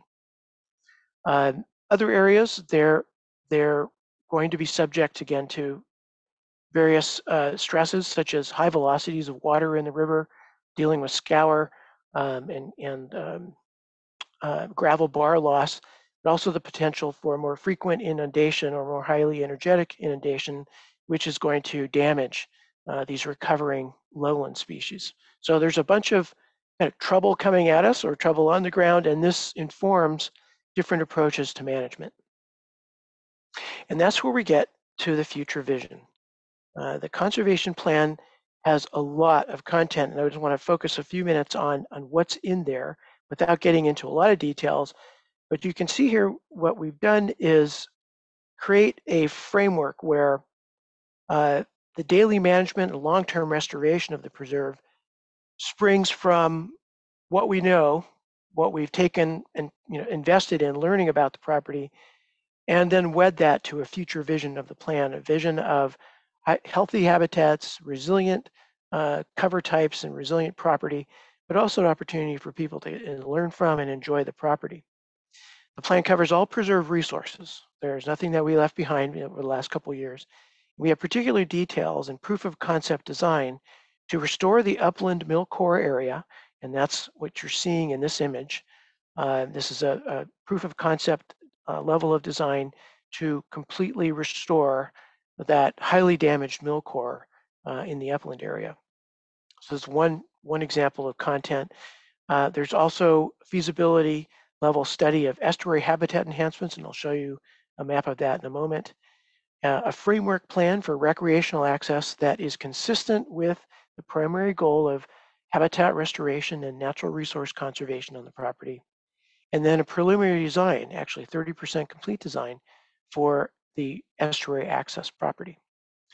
The plan is a practical guide for how the Redwood Coastline Conservancy and the community can work daily, as well as in long term, on stewardship of these resources and to provide recreational access. Ultimately, the big point of this plan is to move from concept to action. And in order to make that transition, we have to have some specific direction and some measurable outcomes. And the plan is both a reference tool as well as a roadmap that answers the what, where, and how of stewardship. And you can see in this exhibit a couple examples of some of the design materials that Pennsky Chatham has invested in the conservation plan. That go ahead. David, that prior map before this slide that you had, sure. What was that showing again? So this is the core of the upland preserve. So here's Wallala Arts for reference. Okay. That'll help you get landed, Robert. Here's the East Gate. This is the area that we use in cooperation with Wallala Arts. This is that they refer to this as overflow parking. Okay. This area, all of this area, virtually this entire footprint is paved. Believe it or not, there's pavement in there. Some of it because it's very frequently mowed. You can see the pavement, you can walk on it. But virtually all of this is paved. In fact, when we have run sheep and goats to come in and graze in this portion of the property, they have a hard time putting that portable electric fence in because as soon as they push those stanchions down past the 1 or 2 inches of accreted material, organic material, they hit asphalt or concrete. So one of the problems in a restoration approach is what to do with that material. So in some places, we're going to leave it. We've got a couple locations where there's a pretty intact foundation from old buildings. We'll reuse that into something useful, such as a interpretation. That right there was confusing to me, what that is, and then that structure a little bit further up to the left. This is another foundation. If you're familiar with the historic cemetery. Yes, I am. And you walk from the corner of that cemetery toward this overflow parking area, you step up onto an old foundation that has an empty sump pit on one corner of it. We'll leave that there. We're going to figure out a way perhaps to make this an exhibit of old mill material, old mill equipment. That's a useful resource. In other places, however, for example, in this area here, where there's pavement, we're going to have to remove it in order to restore the soils and extend the adjacent forest canopy. So this is the type of design material that's in the plan. And we did this particular one because the regulatory agencies gave us a challenge. They said, okay, we'll help you buy this property, but you have to prove to us that it's in fact a feasible place for us to invest further in restoration. And that's what this is, a proof of concept. We're doing some pretty difficult but entirely feasible mitigation, restoration, and different types of restoration. The cemetery has just been beautifully restored. Are you going to be talking about that a little bit more or no? I'm going to talk briefly about it, but not in great detail. Okay. Cons- I'm sorry, I interrupted your. No problem at all. But on the cemetery topic, Robert, again, it is not a part of the preserve, although it is surrounded by it. We co-manage the cemetery and the preserve. They are different business units in Redwood Coast Land Conservancy, and we are so fortunate that a group of volunteers led by Kay Martin, member of the board of directors, has invested just thousands of hours of sweat equity as well as open their pockets to create really potentially the crown jewel of the RCLC holdings. We're very proud of their progress, and we look forward to their continuing restoration work. They're doing a heck of a job. So, any other questions before I move on? Yeah, so previously that was owned by Wallala Redwoods, that cemetery, I think. All of the property was. Who owns the cemetery parcel now? The property is held by the Alamal Foundation, which was the bridge conservation buyer that bridged between Ollie Edmonds when he sold the entire property, the 113 acres, and the cemetery to Alamal to hold it while we were lining up funding to take ownership. Alamal was compensated for the 113 acre preserve, although they did not pay any money for the cemetery, because Mr. Edmonds wanted to be rid of it. But as of today, Alamal has not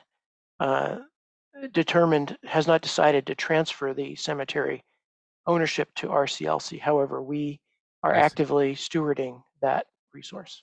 Okay, so so that little piece there is still owned by Alamal. Okay, that's correct, and we are very interested in that ownership transitioning to RCLC, since we have the stewardship interest.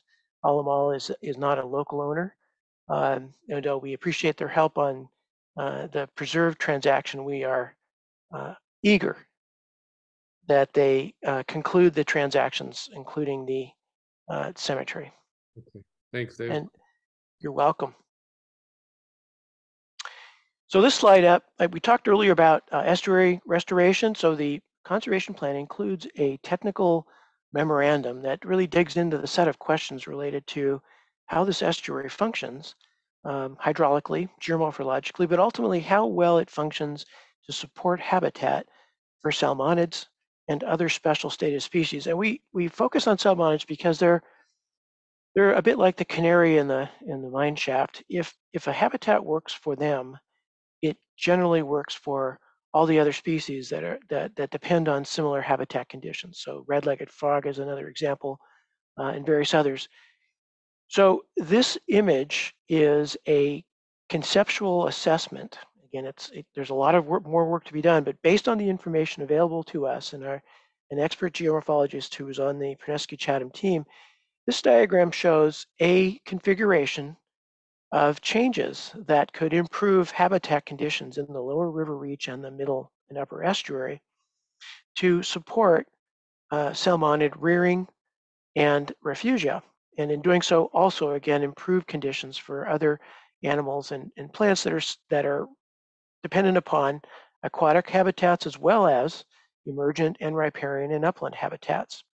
So what you see in this image, these little square dots, these beige squares, are places where it's possible that the hydraulic function of the lower river reach and the estuary could be improved for habitat purposes by placing large woody debris, or otherwise known as engineered log jams. So these are big structures that change the way water flows and encourages the accretion of materials that can support submerged aquatic vegetation, which is the primary habitat foundation for salmonids in the water.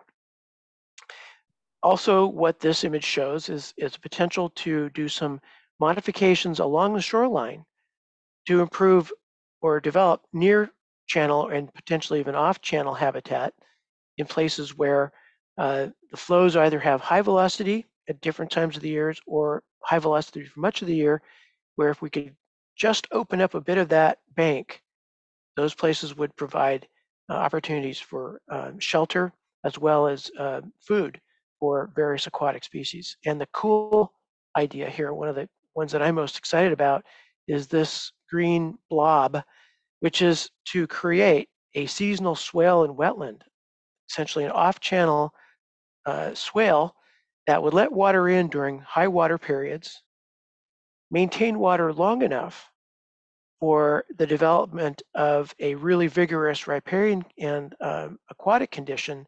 This essentially, the function here would be that while the river is running like a jet, and we all like that when it happens, but when it does, it pushes so much material and it becomes really hostile to fish and other aquatic species. If there's a place for those animals to hide while that estuary is jetting out, that would be very, very helpful, because they could then repopulate more vigorously and more rapidly the estuary in lower water conditions. I see a question from Mr. Lewis. Go ahead, Dan. Do you know what the highest historical intrusion of saltwater is into that branch of the Wallala? I do not know how far saltwater goes up. Now, we know that this area here is fairly brackish, but Yes. even in this summer, for example, when we were doing water quality monitoring as part of the Wallala Stream Team initiative, and I can talk about that too if you like, we were finding that it's fairly fresh water even this far down to the mill bend itself. So when the river mouth is closed, we are getting intrusion through that gravel bar. But with enough water pressure coming down, even under fairly dry summer conditions, that brackish boundary is fairly low in the estuary. And oftentimes I wonder if the location of where the gulls and the pelicans are doing their daily bath, if that's close to that boundary. The other thing that happens too, it isn't just a kind of a vertical line. What happens because of the different density of water when it's saline versus fresh, that brackish condition will stratify vertically, particularly when there's very low flow velocities coming down the river. So it's almost like a still lake, and that brackish water, what'll happen is it separates with the highly or more saline water hanging out at the bottom, and you'll see that indicated in the river in calm water conditions with a very bright, almost fluorescent color, with fresher, less saline water running on top. The juvenile steelhead will hang out in boundary conditions along those interfaces between the different levels of saline and fresh water, because that's where they're going to find food that they're most interested in. Dave, I asked that question because in California water law, you're going to run into a situation where the state and BLM and those other people who control water are not required to maintain flows that results in keeping saltwater below historical highest incident. Ran into that in the Sacramento River, where it was determined that way back when saltwater had intruded to Sacramento, to the area of downtown Sacramento, and they're not required to keep saltwater below that, which nowadays would kill the entire delta. That is a huge problem in the Sacramento Delta. I dealt with that extensively in previous years. It is a really big problem. It isn't as much a problem here in this watershed for two main reasons. One, the watershed does not have retention. It's a free-flowing system.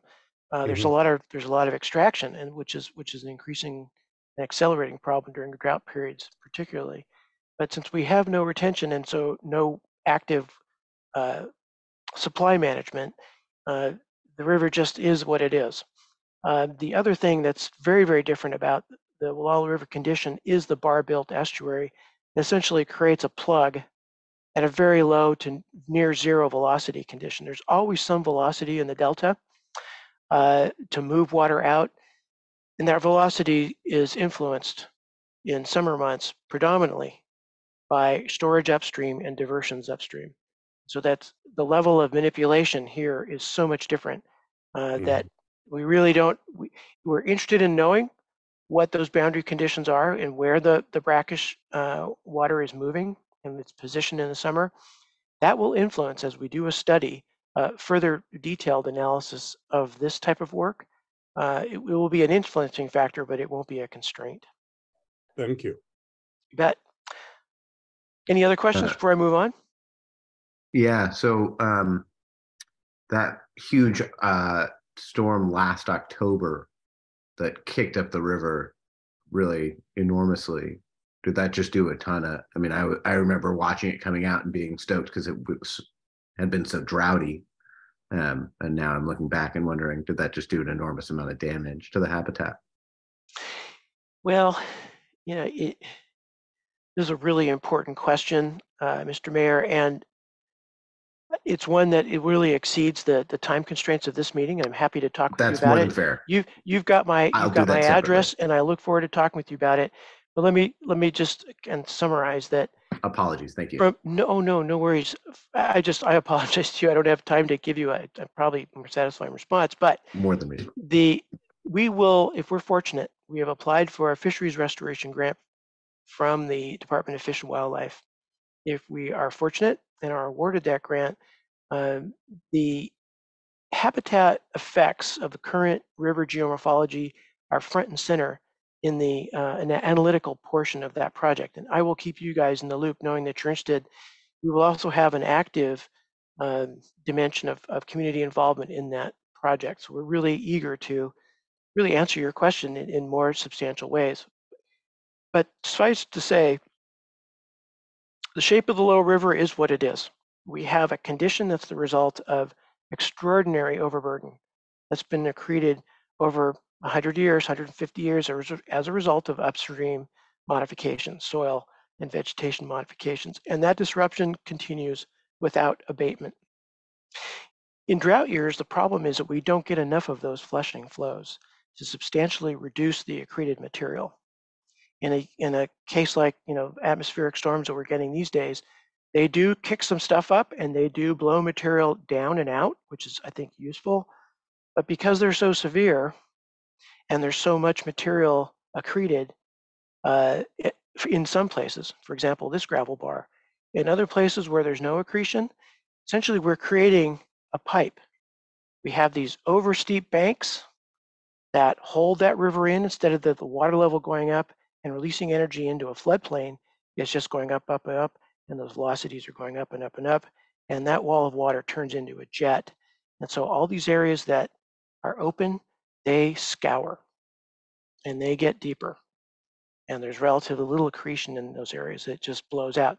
That's, believe it or not, that's a natural function, but we're seeing a natural function applied to a highly disrupted condition. So the idea here is to take a look at, well, can we moderate the disruption somewhat to accelerate natural recovery of these in-stream habitats? And that's the idea, where you put these objects in the stream, you're creating opportunities for accretion like this to last from year to year, instead of season to season, where the next storm blows out all this material and replaces it with something new, it takes away all the soil, and it removes and scours away all that submerged aquatic vegetation. The idea is to create islands that last long enough and can accrete year after year a stable vegetation mass. So we'll talk more. Other questions before I move on? You're very welcome. Okay. A big part of the conservation plan is answering the question, where can we come visit? This is Wallala's front door. This is a place that people who live in this area on the south coast and also north coast of Sonoma County, everyone knows this property. Everyone's visited it. It's on our minds. It's in our eyes all the time. And so it's super important that we find a way for people to continue to enjoy the property, but to do so that is consistent with and compatible with RCLC's primary objectives of habitat conservation, resource management. And that was a major challenge for this conservation plan. And the diagram you see here answers the question, where can we come visit?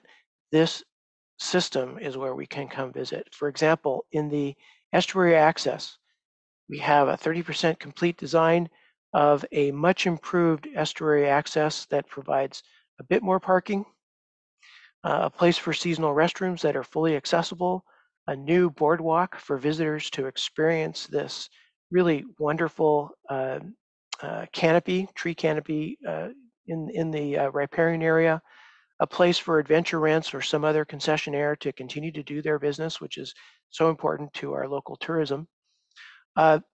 and ways to get on and off the highway without taking one's life in one's hands. That's a really big deal.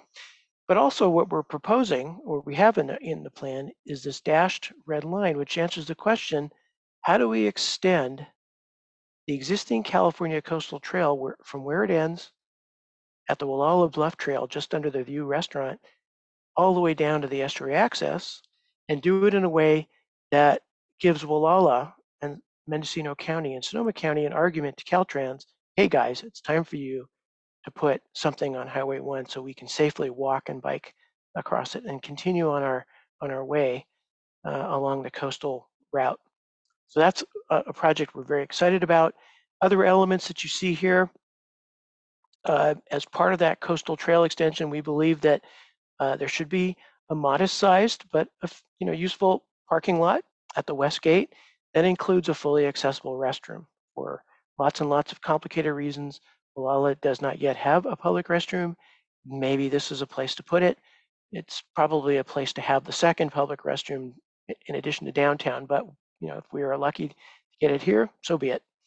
But it's also places for people to have an accessible experience into this wonderful forest and through and down the hillsides and make connections to the River Rail Trail that I hope some of you have had a chance to enjoy, a trail that's really darn flat and that runs in the old railroad bed, or a portion of the old railroad bed. We'd like to extend that so that it connects all the way from its ending here in the bay and alder forest all the way to the estuary access and then connecting it to the coastal trail. So this is, again, a quick snapshot for how we believe we can make Mill Bend more accessible, invite people to come enjoy it, but also come and learn about the very interesting things that are happening in natural and cultural resources on the property. Ms. Finley, I see your hand up. Melissa. I was wondering what kind of restrooms you were planning on having installed. At this spot, the plan is at this point programmatic. We don't have a specific design. We have not gone that deep. The conservation plan is a master planning document. Generally, it answers the questions of, well, where generally should we do things? How should we do them? What should they consist of? But they don't dig really deeply into design, with the exception of this area here where we have 30% complete design. But suffice to say, if we are lucky to get public money, that's your and my taxpayer money, the agencies that provide grants for that money demand a very high return on investment. So this would largely be an efficiency unit with running water and connection to the regional sanitation sewer that would be lit, so we'd have power, probably plug in for somebody to, if they needed to charge their telephone. Fully accessible means that if one is in a wheelchair, that the restroom would be accessible. There'd probably be at least 2 stalls. We haven't decided yet whether they'll be gender specific or family, with a maintenance chase likely between the stalls. If we can, we will likely pursue the use of sustainable materials and recycled materials to the extent that we can, but ultimately, the specific design there, Ms. Finley, is something that if you hang out with us, we'll ask you to come give us your opinion about colors and materials. Oh no, I was more thinking of the actual toilets and plumbing and yes, posting toilets and okay. solar powered incinerating toilets so that you don't use electricity. And well, yes, those technologies are very attractive, and they're useful in a number of certainly wildland conditions. Here, though, we are fortunate in this location to have access to treated running water from North Walla Water Company, as well as access to the Walla Municipal Services District treated sewage system. So there would be, like other properties in Walla, there would be collection tanks collecting septic tank that would then flow effluent into the regional sanitation collector pipe. We would likely connect to Pacific Gas and Electric for power, unless we can find a real inexpensive way to implement solar, which we're not opposed to. But again, we have the presence of full utilities is an advantage. Mm. The other reason to go with sewer and water here is that we're really, really close to the estuary, and we're on property that's pretty steep. And so doing on-site effluent disposal eventually would become a potential water quality problem, particularly if this portion, if the bluff portion of the property is subject to accelerated erosion as a result of sea level rise. So we want to do what we can to avoid unnecessary water quality and other environmental consequences. But I get your point that if we can do low impact development, we absolutely will.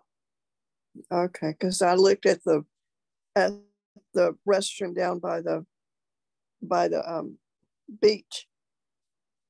I'm not sure you could get water down there. Oh, down here.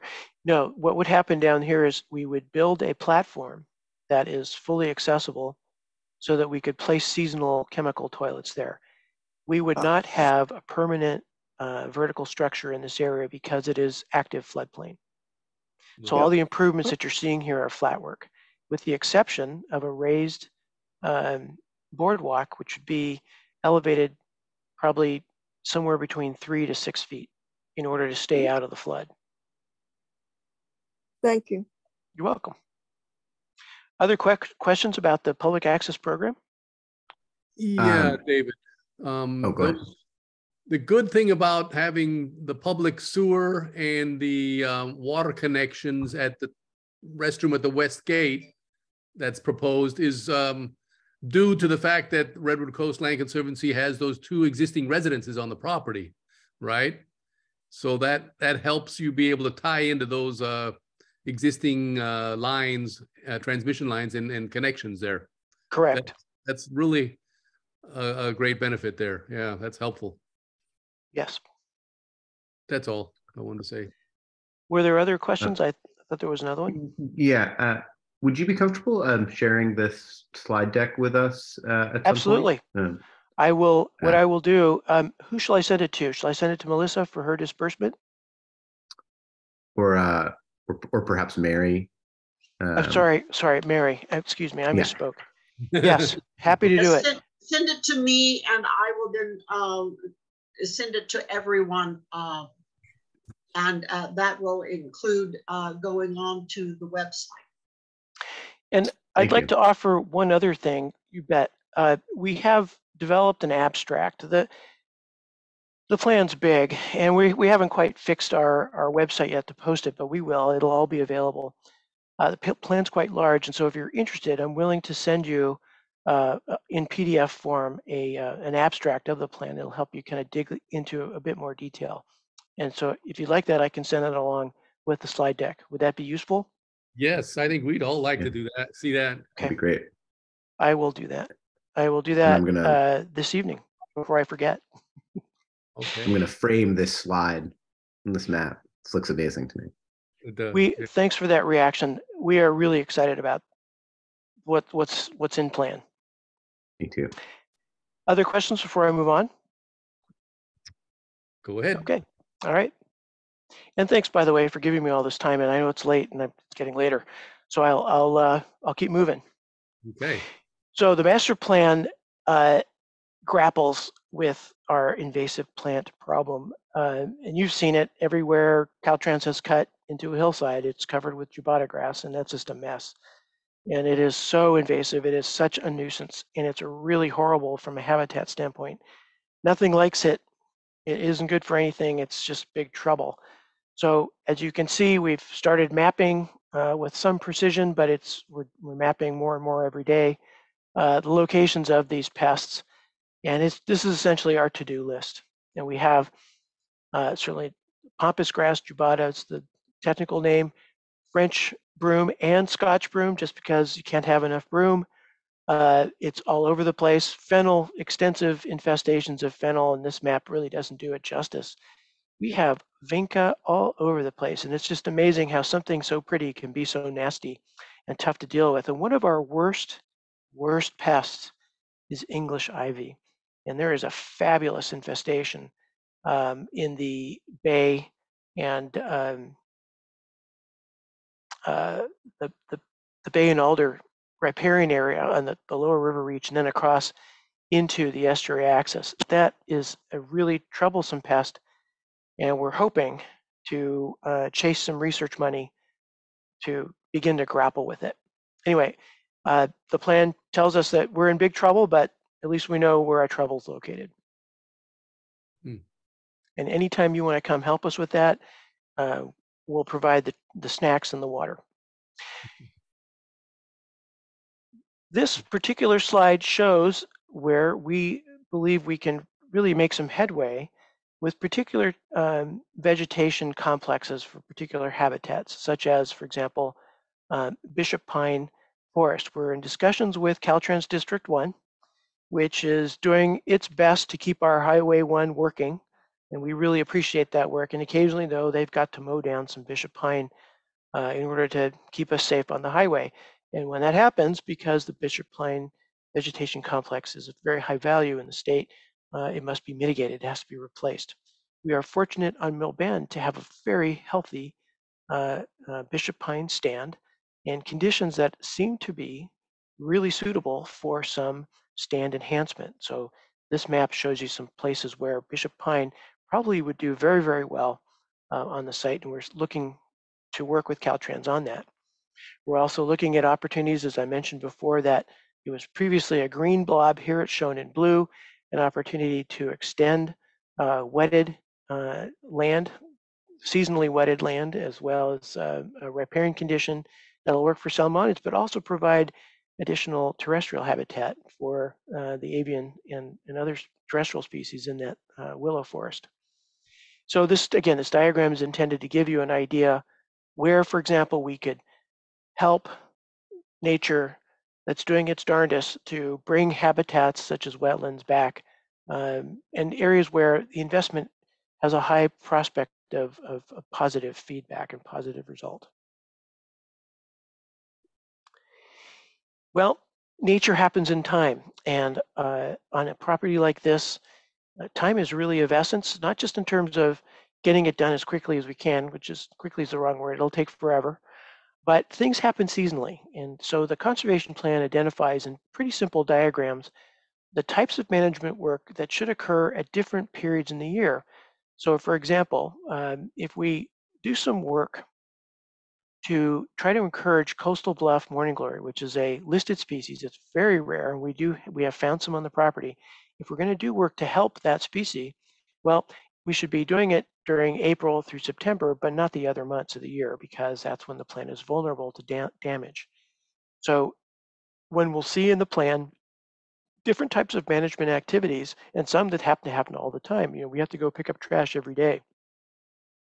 But some things, you know, if we're doing quarterly reviews to manage or maintain and inspect trail integrity, that'll be adequate. So the plan includes this sort of detail for different types of management objectives. The plan also includes extensive detail on implementation. So in addition to the seasonal calendar that you just saw, there's a schematic calendar for doing different components of plan implementation. If we're fortunate to get that grant from Cal Fish and Wildlife for estuary enhancement, if we're fortunate to get it early next year, well, this schedule shows a potential implementation frame over the next several years. It could happen, the planning part would happen within a couple years. Phase 1 design would take, again, 2 to 3 years to design and permit through regulatory processes and chase money for construction, and then we'd be into maintaining and monitoring in out years. The mill site restoration, assuming that we obtain funding to do final design and construction, that type of project could take off and run in a 2 to 3 year period. Public access is, again, similar. It really depends on where the money comes from and what the size of the project is. For example, the Mill Bend Estuary project, if the money hit us quickly, it's likely a 2-year design and plan phase that includes environmental impact assessment and regulatory permits, and then construction bidding, and probably a 2, maybe 3-year construction period. It's not the what that's going to take a lot of time. It's the fact that the construction season down in the estuary is very limited because of seasonal shutdowns. So this is part of the plan. We're really glad to have these types of schematic guidance because it helps us understand, frankly, sequencing and capacity to deliver the projects. We've also, sorry, I did mean to move off. We've also evaluated different funding sources, combination of public sources such as different agency grant programs, but also foundation money and other donor-based money. And we have an extensive inventory of regulatory compliance. No big surprise, since certainly to this group, you guys certainly know the regulatory machine is complex, it's very demanding, but ultimately for properties like RCLC and the Millbend Preserve, we really look forward to the regulatory interactions because they tend to drive quality into outcomes. We don't know everything. We'll do the best we can in design and impact assessment, but ultimately the regulators have vast understanding of what it takes to implement, particularly in highly sensitive settings such as the Millbend Preserve. And so it'll take time and effort and energy and money, but it's an important part of the implementation process. So I mentioned the plan is big. Well, the main document itself is about 180 pages. It's a little light reading for your nights when you're up at 3 o'clock and tossing and turning. Then if you've really got energy, you can jump into 3 different exhibits that are essentially plan sheets that show the public access concept plan, the public access preliminary design, and this is the preliminary design for the estuary access project down below Highway 1, and then also some design work for the mill core restoration. In addition to those design materials, we show our work. There are appendices A through K in great detail that show all the background information that led to the plan. So the 180 pages is essentially the tip of the large iceberg for the 113-acre Millbend Preserve Conservation Plan. And it's everything from biological resources down to the regulatory compliance table, an extensive code reference for the 30% design program at the estuary access. And if you're really, really curious and you want to know what OPAC thought about a potential pedestrian suspension bridge across China Gulch, you can check out Appendix K and see their alternatives analysis. It's a very nice piece of work. Mm-hmm. So, if any of you are left, are there any more questions? I have a suggestion. Yes, ma'am. Of course. You said that there were huge bay groves down there. And I'm thinking you could make a little money when you do your funding, and that is gather bay leaves, dry them and sell them to the public. And I would definitely buy some because bay leaves are terribly expensive. And I would rather spend it with a local group restoring what you have just described rather than paying a company that brings bottles from outside. So I know you Mary, you've touched my heart. You are a very kind and generous person always. Please come for a walk and bring a plastic bag and pick your bay. Pick the best ones you can find. They're all over the place. It's beautiful. It's a lovely place to gather your herbs. Millbend, we can't make any money. We can't sell anything. When the public agencies helped Redwood Coast Land Conservancy and the community purchase this property, there was a set of restrictive covenants recorded with that purchase that prohibit RCLC from charging money. We can't make money. Donations. Yes, we can collect. Donate for a bag of bay leaves to help a local thing. So if you want to hang things like, bookmarkers and other kinds of things that are free for a donation, You can always do that. Mary, come for a walk with me. I'll show you where the good leaves are. I would and you love can it. you can donate anytime you like, but come for a walk. Thank you. Looks like Dan's got a question for you, and then Don. Yeah, having run into this with the Walla Point Park there, they don't allow any foraging. Are you anticipating allowing foraging for things like mushrooms and bay? You know, it's a great question. We're anticipating some level of foraging, but we have yet to tangle with excessive foraging. Right now, it isn't a problem. And so the conservation plan acknowledges that foraging can be troublesome, and that's part of our trail design, is to take people to places where the settings are pretty robust and where foraging is not likely to cause damage to sensitive habitat. But we're going to have to see what happens. So for now, foraging is acceptable, but what we ask people to do is tread lightly, stay on trails, be mindful of how much is foraged and the carrying capacity of the property to regenerate itself. I think it's pretty robust, but we're going to see what happens. Go ahead, Don. Yeah. First of all, Dave, I want to thank you for this presentation, which was highly detailed and I think really helped a lot of council members here understand the scope of this great project that RCLC has going on. And I guess I just want to ask you to briefly explain how local community members or even people from outside the area can get involved volunteering with certain projects, especially, I guess, invasive species reduction, stuff like that. So sure. Well, RCLC has a website, rclc.org, and there's information right on the front page of that website about volunteer opportunities. You can also send an email to rclc@rclc.org.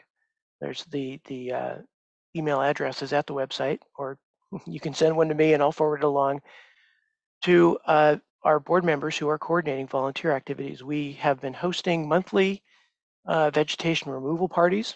So we typically advertise those in the newspaper, and there is an email blast. So if RCLC knows your email address, you will receive email from us. We apologize if it isn't turning into a spam load, but we try to be judicious. For visitors, it's a little more difficult to reach people who aren't part of the community. And if they pick up the ICO and they happen to see a splash or some other announcement, they'll learn about volunteer opportunities there. So that's one sort of volunteer opportunities. You can also, if you're interested in showing up for work, we have fairly regular work parties on Tuesdays at the West Gate.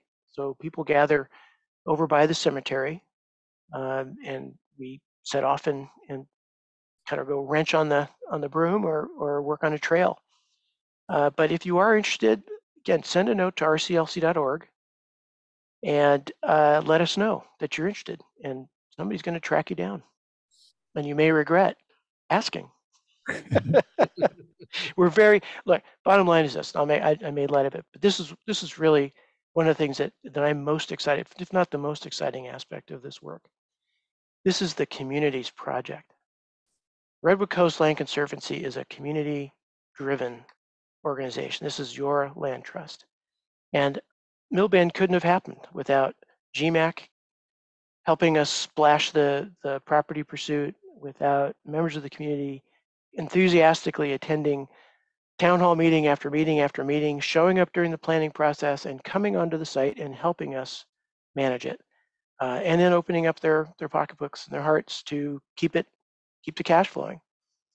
This is Wallala's place. This is our front door. This is our front yard. This can be our backyard and our place where we connect with nature and it couldn't be better located. But it is, again, it's a reflection, an expression of us as a community taking care of our home. So please do join us, and I encourage anyone to. If you're curious, come check us out. Send us a note. We'll chase you down. Thanks, Dave. You bet. David, this has just been a wonderful presentation here.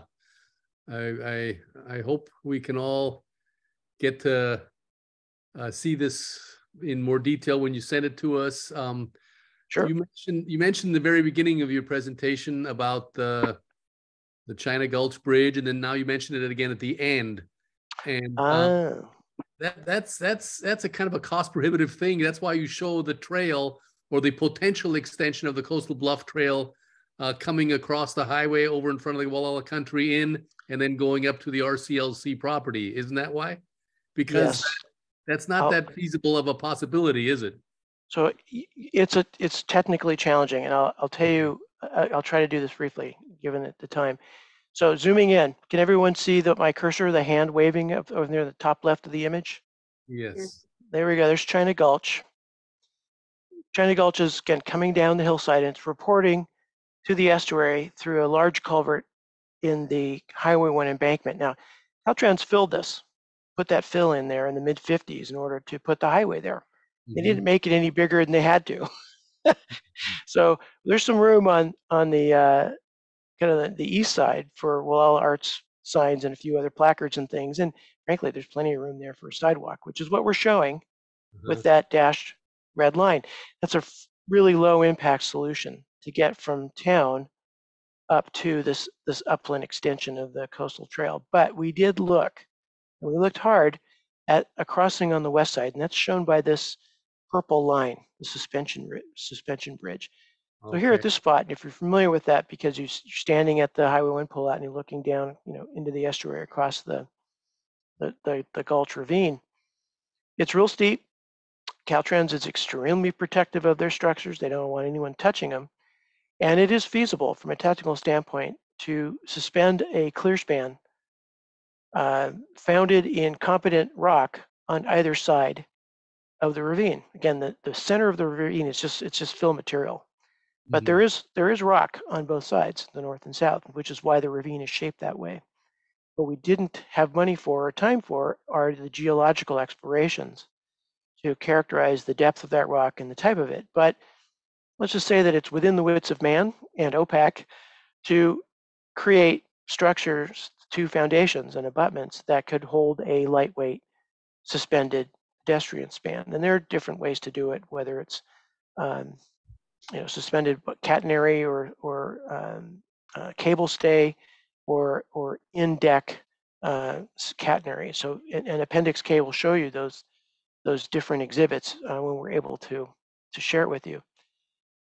However, all that being said, you guys also know that this is scenic corridor, and that the Coastal Commission is really, and Mendocino County are very sensitive to the introduction of artificial structures into a scenic corridor that's characterized primarily by a natural landscape. This is also bluff front development. And in the Coastal Act and current implementation of the Coastal Act by the Coastal Commission and Mendocino County, there's great reluctance to develop on that west-facing bluff for lots of important good reasons.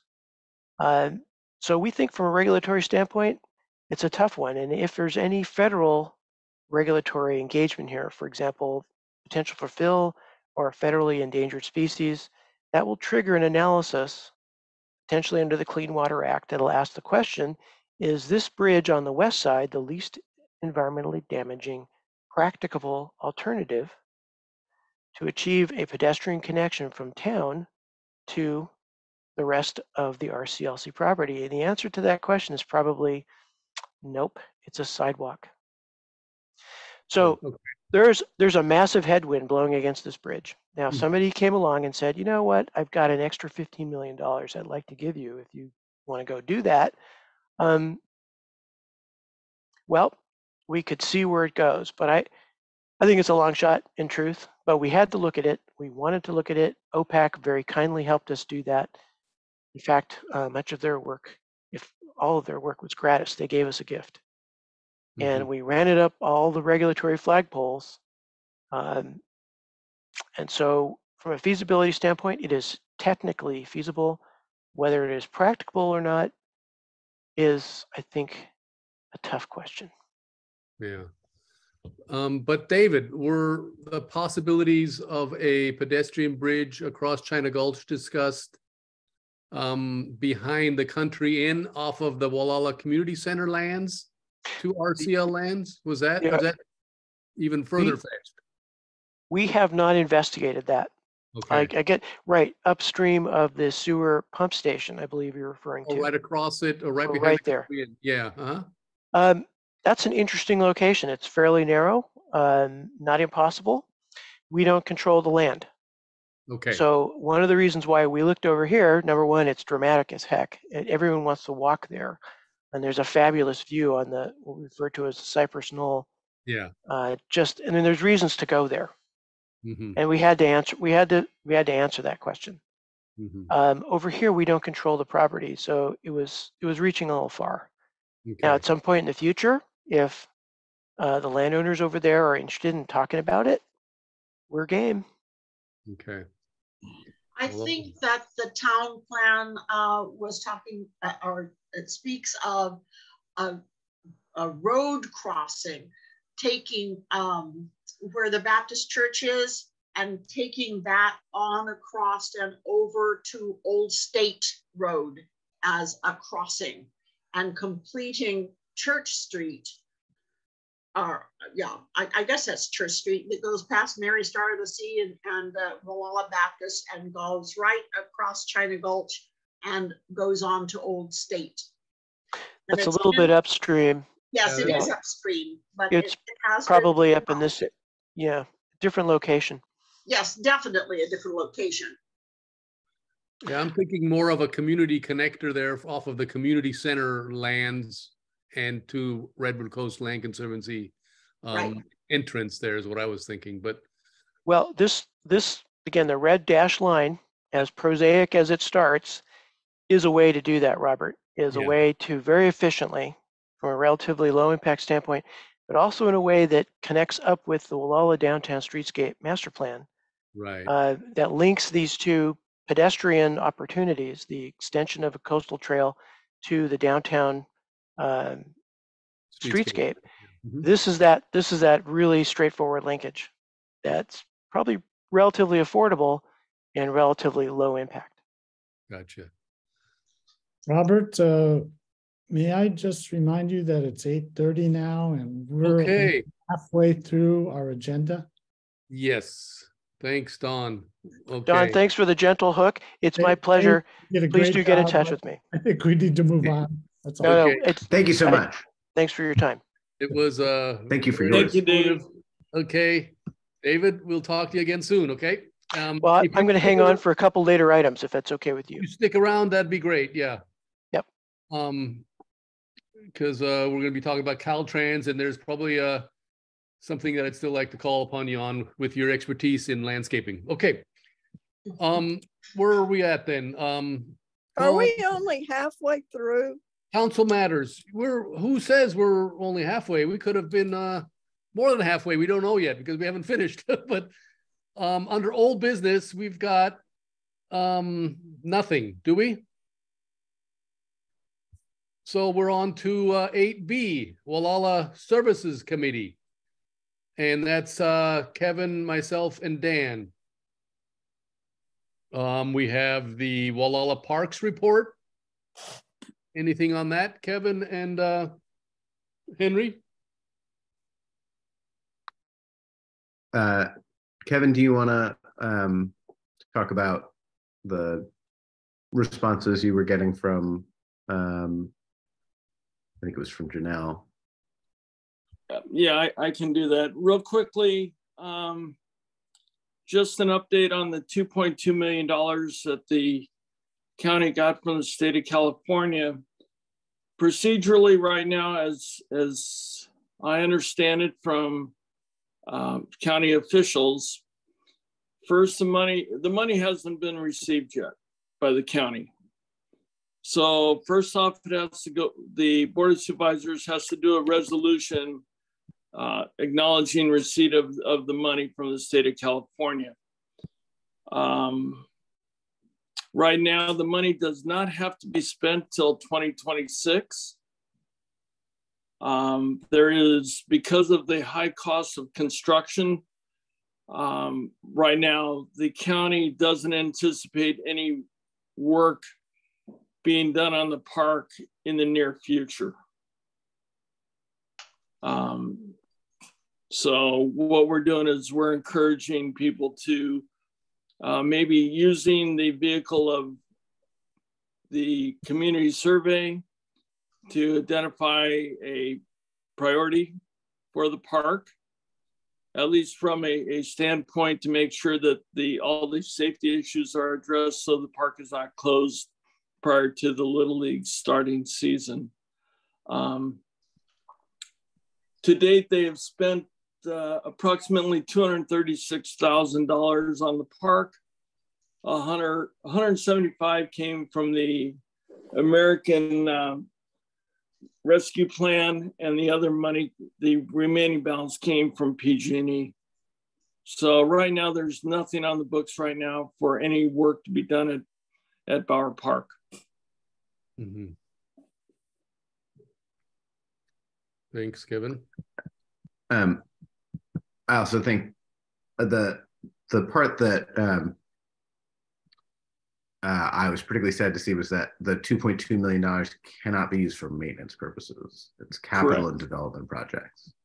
So what wasn't totally clear to me was whether, for example, rebuilding that drainage area, is that a capital development project or is that maintenance? I'm assuming that's a capital project. That would be a capital, okay, because of the amount of money. Yeah, so basically nothing for ongoing maintenance. So that, right, even with a big chunk of money, that problem remains to be discussed some other date. Right, yeah, the county, yeah, they really haven't even identified a plan on how to address all of the issues that we've seen in the little chart that they gave us, identifying their high priorities, their medium priorities, and the potential costs. And it appears right now that they're suggesting that the costs are probably at least another 50% higher than what they initially indicated on that chart, on the project chart. So basically, I think the bullet point is don't get too excited too fast about the 2.2 million. It's going to be a while. Correct. Thank you, by the way, Kevin, for all that correspondence and for sending it along. Okay, so that's it from both of you on that topic. Yeah, I'm really just rehashing what Kevin has sent to me. So that's all, Kevin. Thank you, Kevin. Great, then. And also, Robert, we want to make sure that we add Mr. Lewis to the list. I think it's Henry, Dan, and I are the park committee. On the parks, okay. Mary, did you hear that? What's add? Yes, Mr. Lewis is listed as part of the Parks Committee on the agenda, as well as in my minutes. On the actual Evans, Lewis, Meyer. Right. Are listed for the Wallala Parks report. Okay. I didn't see it on mine, but probably is on your guys's. Okay. So should we move on to affordable housing report? That's, I guess, me. I guess I don't know how I inherited this, but I guess I volunteered for it. But it seems Melissa has left. Miss Melissa has left the room, huh? Okay. Anyway, I've been lately having some discussions with several property owners about the housing situation. And these are property owners that they already own land or are ready to acquire it if so needed, but they'd like to see the affordable housing issue kind of furthered along or solved. You know, alternative water sources we've been discussing are a possibility, but more than likely it would be dependent on a water source or on a well source, let's say. But so you know, much of what I'm researching on this is also going to tie into economic development, I guess, because we need more housing to have economic development or to have a sustainable workforce for our businesses. And so I'm kind of looking into that more with these particular property owners and see what if I can make any progress on that and bring back more information to the council. But that's all I really have on that, if that's enough. Did you see the letter in the ICO today? It was the very first one out the gate about affordable housing in Point Arena and how businesses are really hurting over there because there's no place to put employees or nurses or teachers or anything. I did see that. That was a good article. Who wrote that again? That was Molly Morgan from the president of the co-op board. Uh-huh. I'm on that board too, so we put that together. That was interesting. So they're reaching out to existing property owners that maybe have rental properties, huh? Well, the basic concept is ask people to not jack up the rental prices so much that people can't afford them. Yeah. Which is something Rhonda and I have done. And we have one house that we rent out to somebody who works in conjunction with our CMS. But the other thing is that the Sea Ranch Association is building low-income housing in Point Arena. And they're building, I think, 3 duplexes. I don't know, Dan. I think it's 3 duplexes there for people who work at the Sea Ranch. And it's a complicated issue here. I mean, most people want to get every dollar they can get out of whatever property they own. Right. And people are making, when we first came here, we were asking, doing salary in questions about hiring people for the co-op, and it's what's a living wage around here, and we were told for management it's $35,000 a year. Well, that's not a living wage if you're paying most of that in rent, but that's what people are getting now. Sea Ranch is paying people $25 an hour, which is significantly more than that. And I mean, for starting positions working for the association. And Barbara and Alfredo can't get. And local employers can't hire people because nobody can afford to work at their at the kind of wages that the small businesses can pay, and still be able to afford to live here. People who have rentals want to make a killing rather than living. And I think it's bad. I totally concur. They want $3,000 or $4,000, $5,000 a month for a house that should only bring in like $1,200 or $1,500.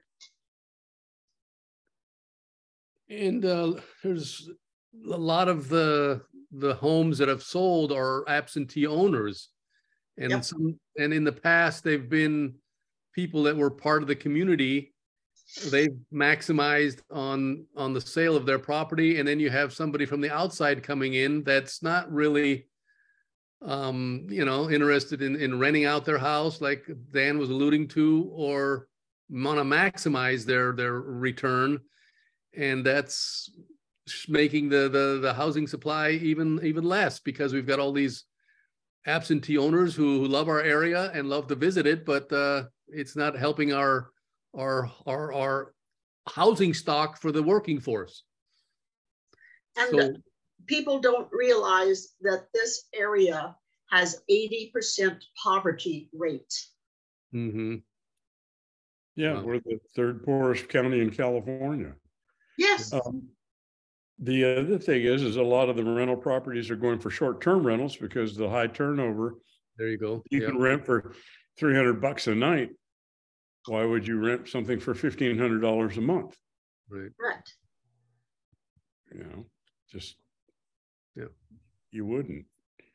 If going back to the incorporation question, if Walla were to incorporate, couldn't we exert a little control over the transient room rental situation? Yeah, I mean, a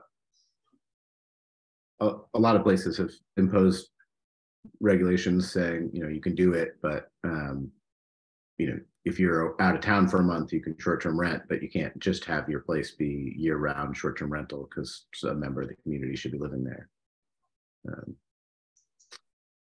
I would imagine that would make a noticeable dent in the housing shortage, but I don't actually know what the numbers are. I just know I see a lot of short-term rental of full-time short-term rental. Looks like Tom would like to hop in. Did I see? No, I didn't see. There, Tom, go ahead. Yeah, I think you're stating some pretty well-known problems here, and I don't disagree with anything you're saying. As somebody who led the Housing and Economic Development Committee for a few years on GMAC and actually founded it and held hearings in the town about it, these are the things that come up, but the solutions are hard and they will take time, but they take a commitment to a plan. In my mind, and this is strictly my 2 cents, the two really limiting factors are available land for housing that's suitable for workers and the water.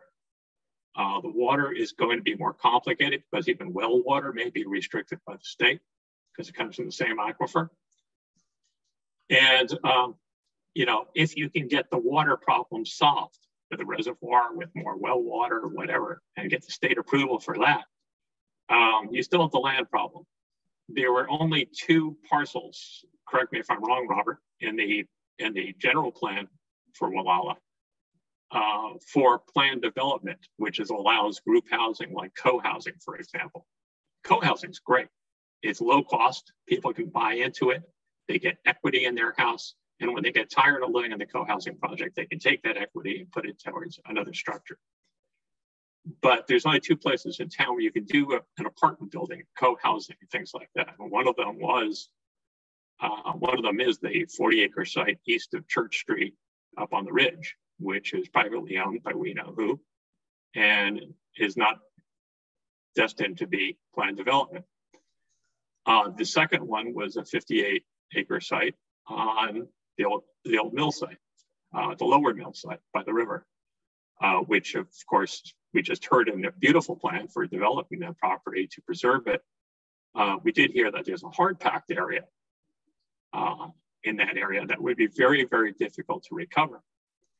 And I see Dave still here. And, you know, I don't want to reopen that discussion, but that's something that I think RCLC agreed not to develop anything. It kind of goes counter to it, and it may sound counterintuitive, but if there's a stretch of hard pack along the highway, the old state road, that sort of parcel would be very conducive to building co-housing in the public interest. We'd connect by footpaths to downtown for workers to get to work easily, and could be done environmentally sensitively in a way that benefits the greater community. So I'm not going to get into this, but that's one thing that I think when we look at planning, any kind of planning for the city, for Walla, even environmental planning, we have to continue to think of it in the context of where are the workers going to come from? How is that going to affect where they're going to live? How are they going to afford it? How do you build that kind of housing? What kind of housing is it? All those things come into play. So Sea Ranch, very environmentally sensitive, has found that they can't figure out how to have housing for their own workers on their own 10-mile stretch of Sea Ranch. I wonder where the workers will come from for our restaurants, for RCLC, for anything in town. For our services, how do you attract professionals? $25 an hour is $50,000 a year. And that's not unreasonable in California today. $25 an hour is what Chick-fil-A pays its counter help now. So for management salary, yeah, that's pretty understandable. So I don't have a lot to add here. I think one thing the council has in the back of its mind when I left was that a few years down the road, you're going to start working on the new general plan for the town. And I would encourage every council member to start thinking about these issues in that context. Not for now. Don't make changes in the town plan right now. But start thinking about how you're going to gather the input with this, where it needs to go, what you need to develop, what kind of state agencies need to be involved, what kind of county planning can be involved, and what do you do with the zoning? What do you do with private land that's owned around town that can't be used for group housing when it's really badly needed? There are some things in the general plan that are conducive to helping housing. ADUs, which are really not great for holiday rentals, can be built pretty easily and should be encouraged in the downtown area. All the downtown development areas, the plan says can be used for housing. And that it should be considered an important use of it. So I encourage you to go back and look at the existing town plan and the section of housing. I think it's in chapter 2 or 3, 2 probably. And just go through that and see what kind of possibilities, thin possibilities there are there and how you would address them. And if you're interested in really solving this problem, there are a few concrete steps you can take now that also start thinking about a longer term vision for the town of Walala and how you can get there. For instance, I did a walk through the Cypress Village here recently, and you see a lot of empty commercial space in the commercial portion of Cypress Village. From what I understand, that particular owner is looking into doing some conversions into residential units up there. You alluded to mixed use zoning. We have that zoning here in town. So I think about my own property here that I co-own with others in further developing it with some housing. There's parcels available for sale on Cypress Way on the way up to North Walala Water Company that could be possibly utilized for. Those are all close in spaces or pieces of land that if we put our heads together, maybe we could somehow find a way to, well, it keeps coming back to the water issue, but to make that housing that we can promote for the future workforce or for our current needed workforce. I don't know under what item we do this, but I think both affordable housing and economic development is where it lies. And that's why you were mentioning that, Tom, that you headed that up here for many years in the past. And we've got to try to continue along those lines, our current board, or our current council. It's hard work. It's very slow work. It takes a lot of time. Yeah. And between all the things I was juggling, I really didn't have enough time alone to devote to all of that. But I did discover a few interesting tidbits. And one of them that I'll pass along is that by executive order, Caltrans is required to make an inventory of any surplus land it holds and to make that land available for housing, preferably multi-unit housing. And I think I have no evidence of this, but my suspicion is that they've been extremely reluctant to do this. I know that they have a lot of surplus land along Highway 1 that they never probably will use. That should be made available for free for housing purposes. So that's something that if somebody has some time to look into, maybe they can actually detail what Caltrans owns in Mendocino County. Well, Tom, I appreciate you chiming in here. I'm going to try to get this meeting going again a little bit. Yeah, it's a long issue, but you're on all the right issues, but it does take, step after step after step to solve that. And I know people in the community are very eager to participate in that process. So good luck with it. Yeah, I think Melissa's already left us. Don's getting tired, and I'm not wanting to see everybody upset here. So let's try to keep moving on here. And economic development report. That's Kevin. Yeah, I have nothing to report. Okay. I got something that I could chime in on that one, but I'll keep it real short if you don't mind, Kevin. Go for it.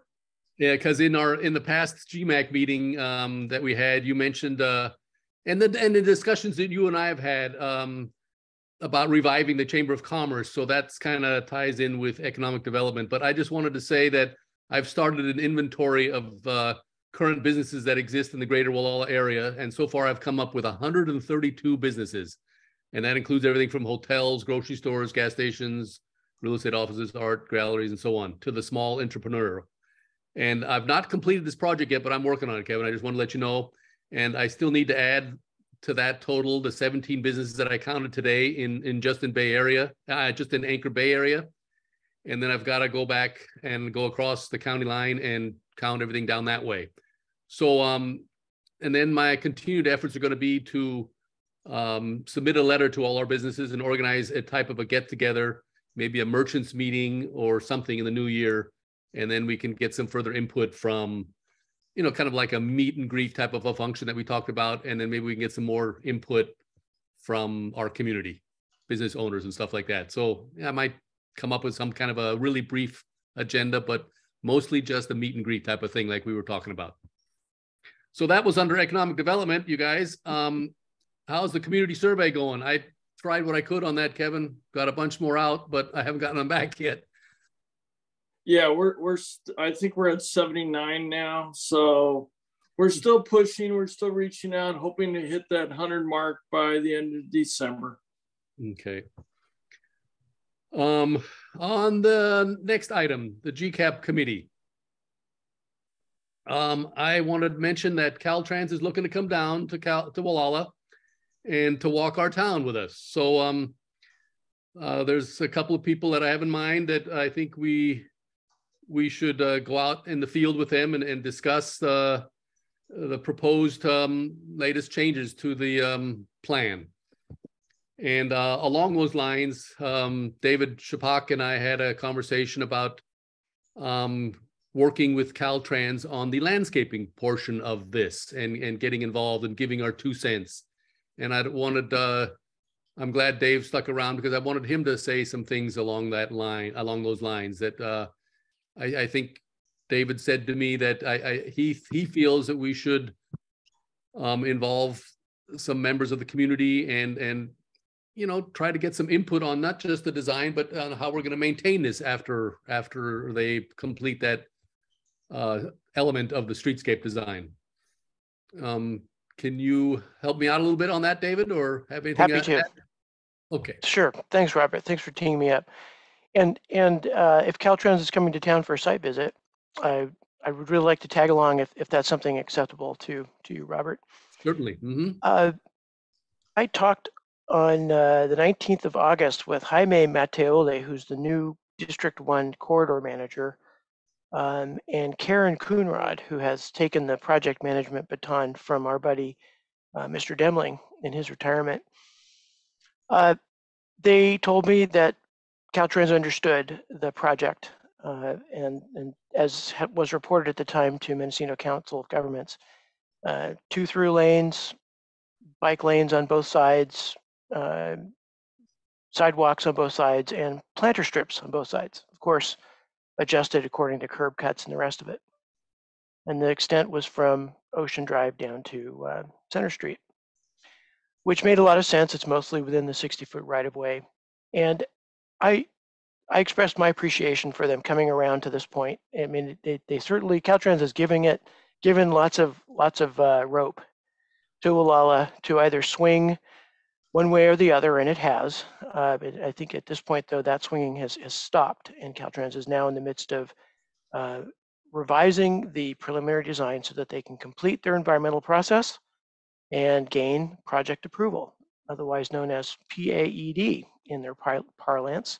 And that's an essential step in order for Caltrans to start spending money. On the topic of spending money, the Walla Streetscape project is going to the California Transportation Commission next week. And they are part of a omnibus proposal recommended by staff to include funding to build the streetscape. Construction scheduled to start in 2025, which is super exciting. It's been a long road.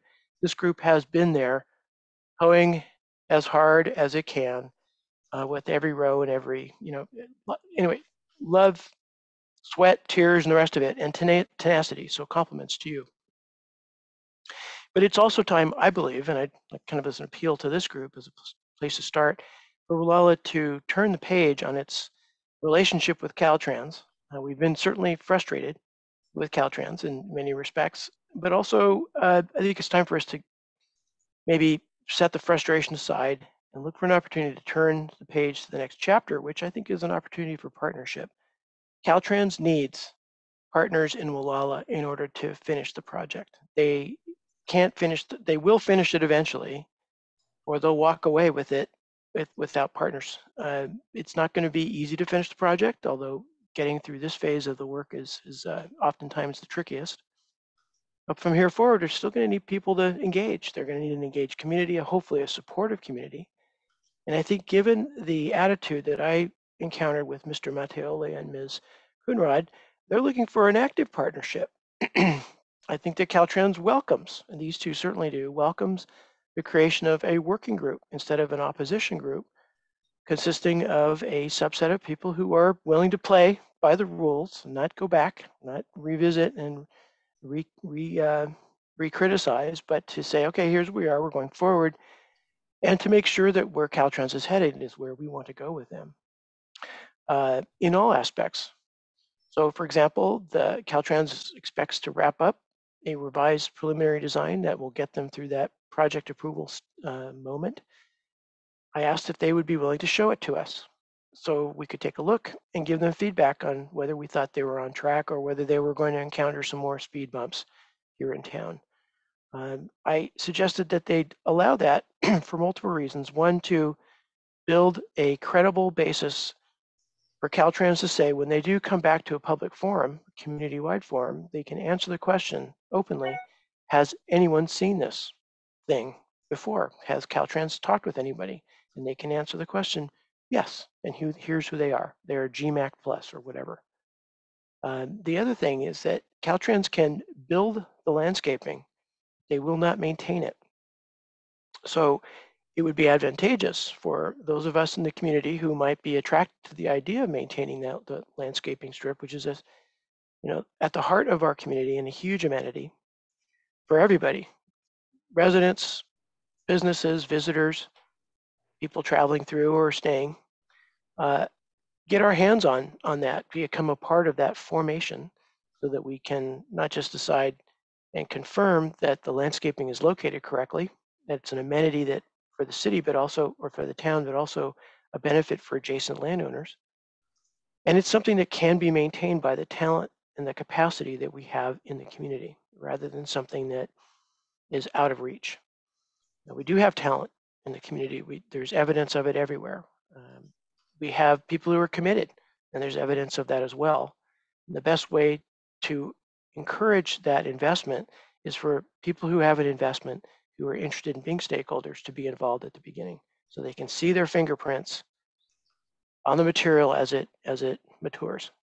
So my pitch to Robert was, there's an existing committee that has been of GMAC that's been watching the streetscape either be a train wreck or a slow road to wherever, but a bunch of people on this in this group that has watched the project moving forward. It was a suggestion might be to enhance that or create a working group, not large, but consisting of the subcommittee of the GMAC and perhaps some additional members of the community who would represent landowners, potential maintaining stakeholders, potential business owners, people who would, again, roll up their sleeves and help to be that kind of the taste test and sounding board for Caltrans in their work.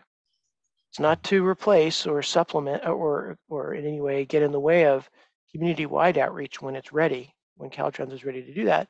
But again, to establish a working partnership with a group like GMAC and maybe some others for the future of the project. So I will see who we can include on something like that. GCAP committee, which is Henry and Melissa and myself at present, and keep you apprised of when we can take this tour with Caltrans and find those additional stakeholders that I think I agree with, David, we should include and let Caltrans know that we'd like to be involved on this process. So looking to go forward together with them. So and for the purposes, Robert, of your staffing the committee, if you guys decide to do that, I volunteer to join you if that would be helpful. Being part of Redwood Coast Land Conservancy, that would be very helpful because you're very familiar with a lot of those things, and I thank you for that, for offering that. Okay, but we'll get a couple more people, and we'll hope to be ready to meet with Caltrans here. Thank you. Okay, thanks for your input. Anybody else like to comment on that? Is Tom still in the audience? He was a big part of that too. Does he want to say anything? Yeah. Otherwise, do you? Okay. Yeah, I will. I'll just say very briefly that, I'm still very much active in Save Wallala, and Save Wallala represents 1,695 people and hundreds of people in the South Coast area. Who are actively interested in this and help shape the plan we have that Caltrans is working on now. And we've had very positive conversations, just as Dave said, with Caltrans recently. The new project director is very astute, very open to doing what's right. And the Coastal Commission has come in and put its foot down and guided them back onto the right path, I think. I don't think there's any hostility with Caltrans now. I don't think Dave's right about that, but I think it's been a very positive relationship, and we're talking to them, and we'll continue to do that aside from the GMAC activity. And they've been. So I hope to participate in that tour as well. Okay. In the past, we've had our differences with them, but we've hit a cornerstone now. We're moving on. Okay. Yeah, I think that's right. I think when an agency asks for our opinions on things, we should give them, and we did, and we've done that for 30 years. Yeah, we've gotten to the point where the Coastal Commission had acted on it. And Caltrans Caltrans, the Coastal Commission, the county, Save Wallala, and GMAC, I think are all aligned along the same course now. So I'm very optimistic about the way things stand right now. We three, primarily, David Shpak, Tom Murphy, and myself, we've had some conversations with with Karen Coonrod over the years. She was promoted from Frank's job. And then with Jaime Mattioli, and Jaime summed it up best by saying, hey, this has been a long process that we've had to go through. So I'm just glad we've reached this milestone, and we can hopefully move positively forward from here. Yeah, I mean, we've had 3 town hall meetings in 3 years. I don't think the town's anxious to have a 4th. No more. The questions have pretty much been handled, and even beyond the local input, there's been state input to say, yes, the people at Wallala are right on this, that it should be this. So the current plan, I think, looks very good. As to the point of getting people involved with landscaping, when I first heard about this and talked to Caltrans, I was thinking of the Wallala Services Committee. This is something that I think kind of fits into their mission as well. Goes beyond the Streetscape Committee. But there are a number of groups, the native landscapers, there's a couple of horticultural groups, environmental groups in town that may want to participate in this. Business groups may want to come together and help to form a committee to organize this. GCSD may want to provide recycled water to help keep those plants alive. So there's some very nice things along that line. Initially, when we meet with Caltrans, I think we should limit it to a smaller group. We're thinking 6 or 7 people maybe, and then get this landscaping element of it and the meandering walkway element portions kind of nailed down a little bit more. So yeah, anyway, I'll keep you guys all too. You know, one of the things I talked to them about was the town plan talks about a center divider. They will have center dividers in this plan, and whether those could be planted and be very attractive as you drive to the town instead of just going through painted lines. You go through a little planter. That's a much nicer approach to the town. So there's a lot of good things in the new thinking, and I'm really glad to see it. Yeah. So okay, good. Because there are still some, I think, between the people I've been talking to, which is you and David and others, there was still a little bit of unsurety of how the design is going to go. But we have the basic 60-foot right-of-way, 11-foot travel lanes, 5-foot bike lanes. So we're down to the, what is it remaining on each side? 14 feet for meandering walkways and landscape to kind of discuss in more detail. But let's move on because we are getting late, but I'll keep you all apprised on when Caltrans is coming down. Okay. Thank you. Okay. So, boy, where are we at? Electric vehicle charging station. Don. Is he still with us? Yeah, I'm here. I've been here all the time. I'm just I know you have. Walking around, putting wood on my fire, keeping the house warm. It's cold tonight. It is. It's cold down here in my office. I'm ready to go home. Yeah. Okay. Just this afternoon, curiously, I got an email from Janet Orth of MCOG, and attached the email was a 60-page document from the California Energy Commission on where they're at now in terms of the funding from the federal government for expanding the electric vehicle charging infrastructure. So I haven't had time to review that. I will and report back next month on that. So I'll let you know. But okay. And just really quickly looking at it, Highway 1 is on their sort of priority corridor list for charging stations. So that's a good sign. All right. Okay, Don, we'll look forward to that expanded report next month, okay? Yeah. Where are we at? Telecommunications Committee? Anything on that, Henry and Don? Well, in terms of the website, first, okay, website visits,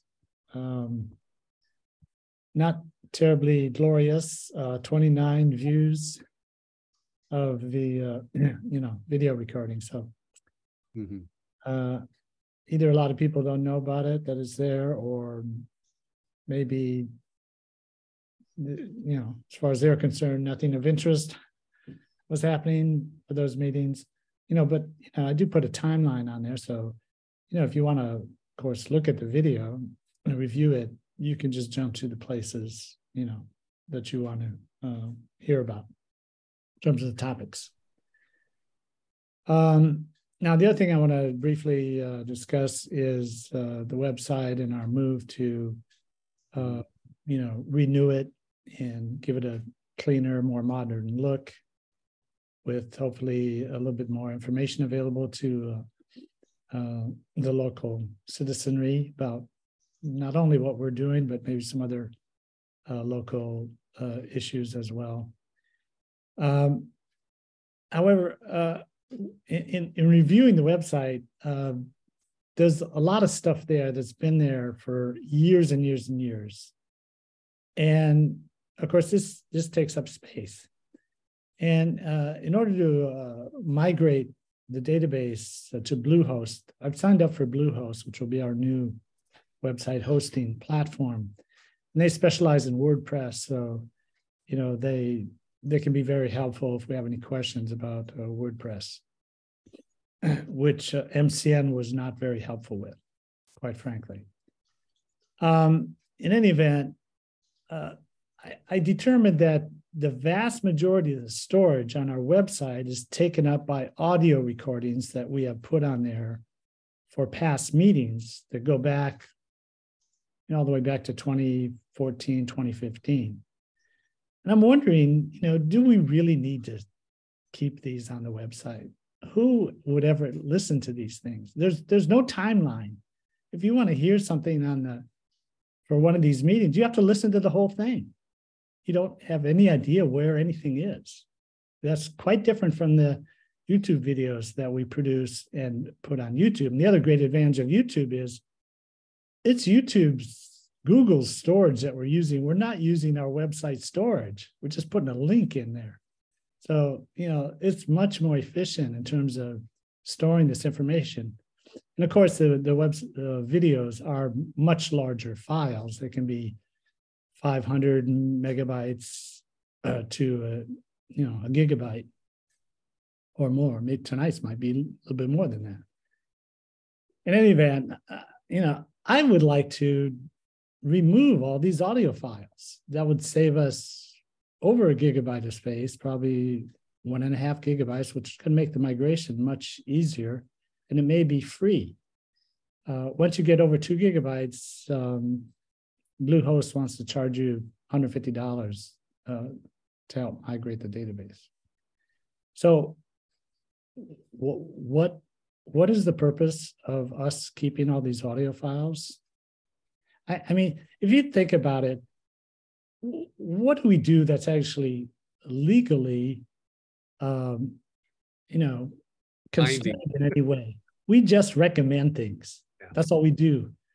You know, we don't make any laws. We don't, you know, make any firm decisions that are legally binding. We don't do any of that.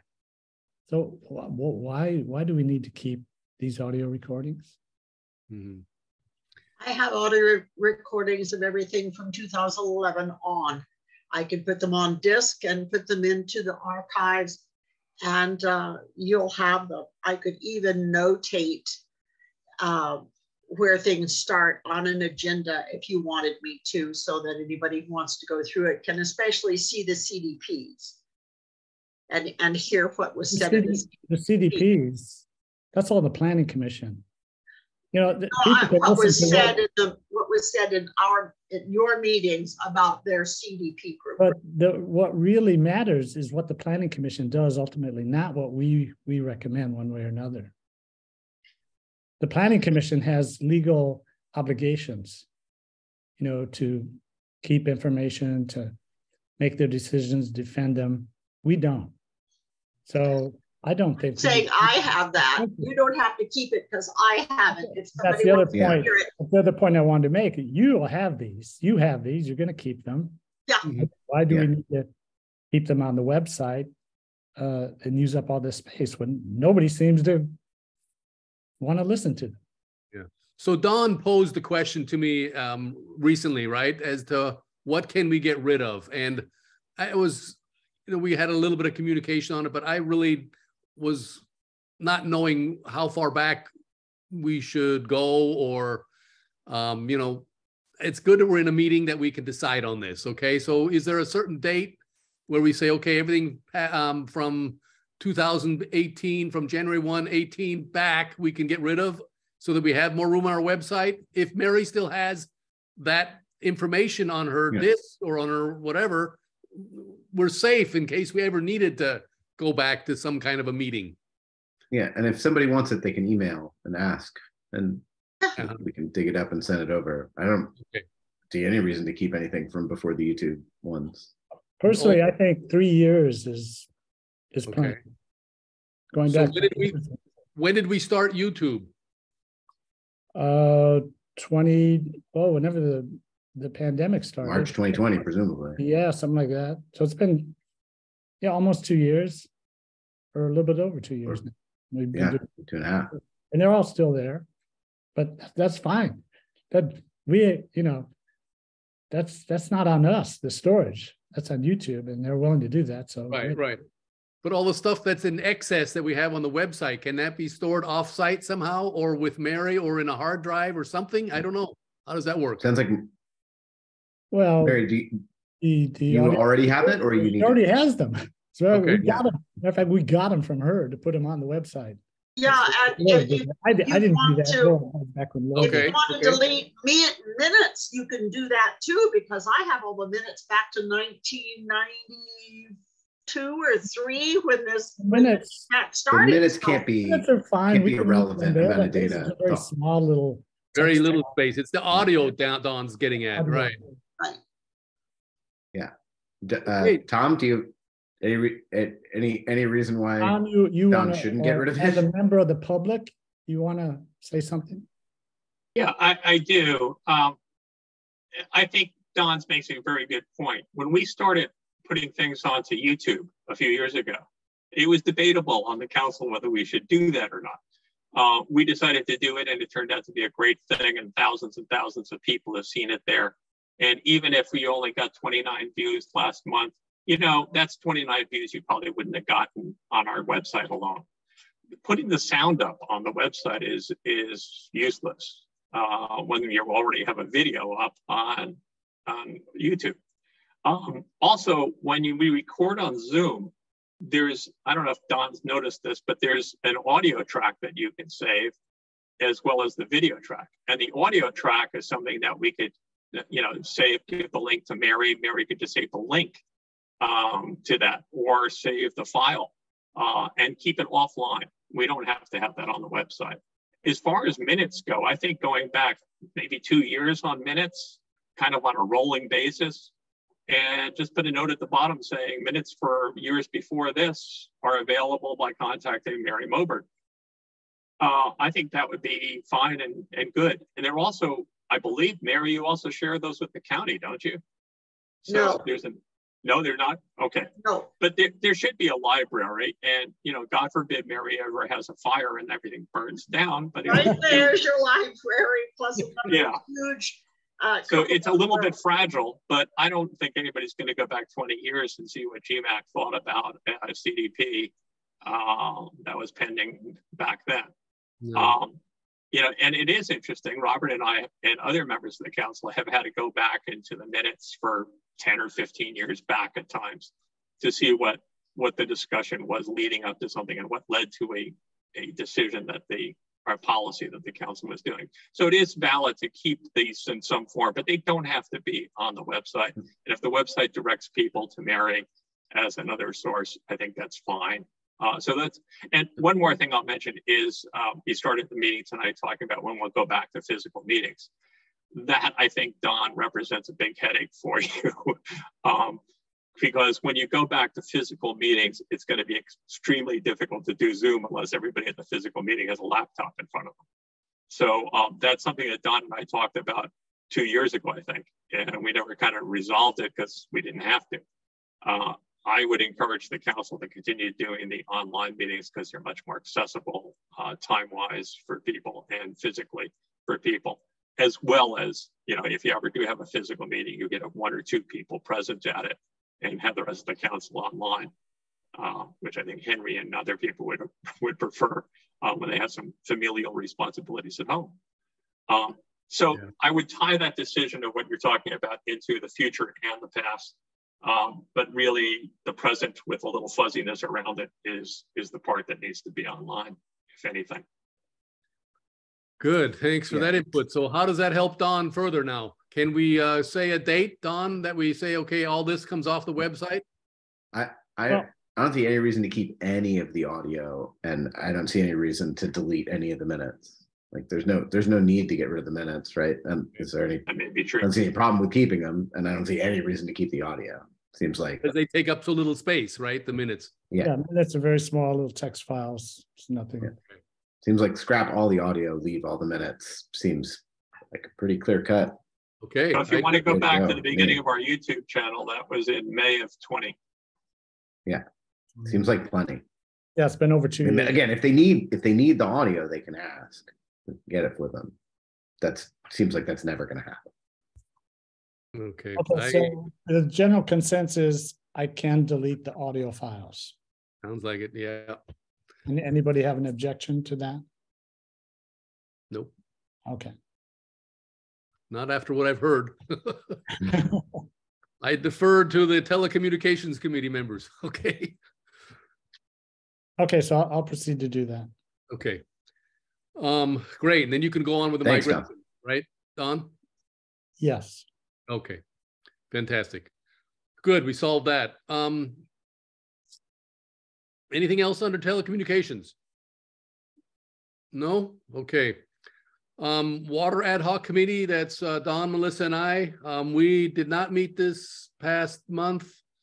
I've been going or digging deep into my records and accumulating or collecting information from the water company that I've had over the decades. And I'm kind of trying to get us a better understanding of what the company is faced with regards to their water moratorium situation, and bringing up the other water ad hoc committee members to speed on things that you won't find on their website. Things like, you know, I'm just going through all of my documentation. It's a huge box full of stuff, and I'm slowly going to scan it and get it off to you guys. Okay, Don and Melissa, and maybe we can make headway on the committee.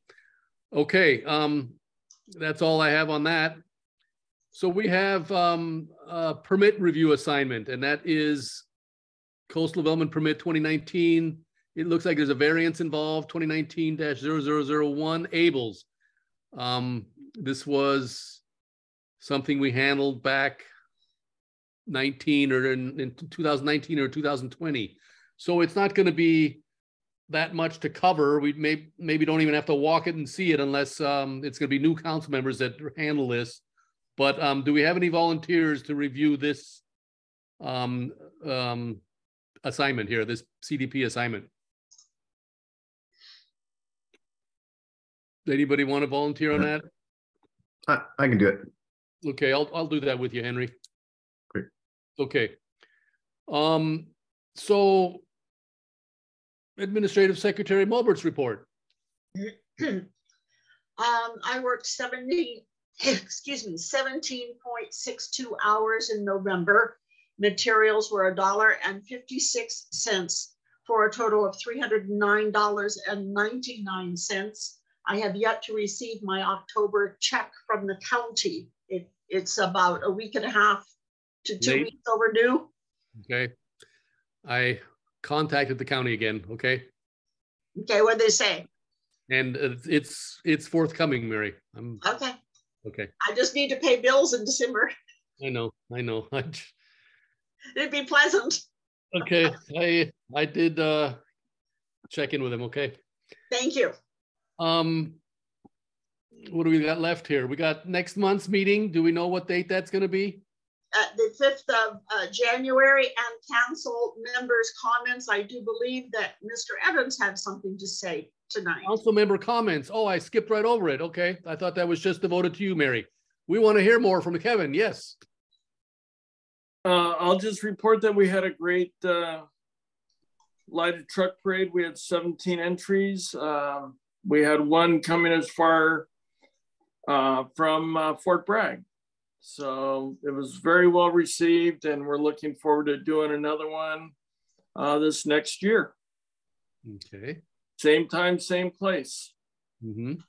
Reviving an old tradition. Yes. And it was really great.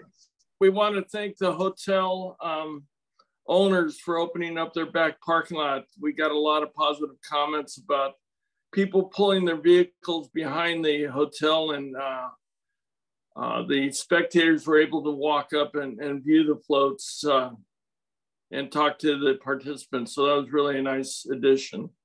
Yeah, that's Milo and Patricia Shamus that own the hotel.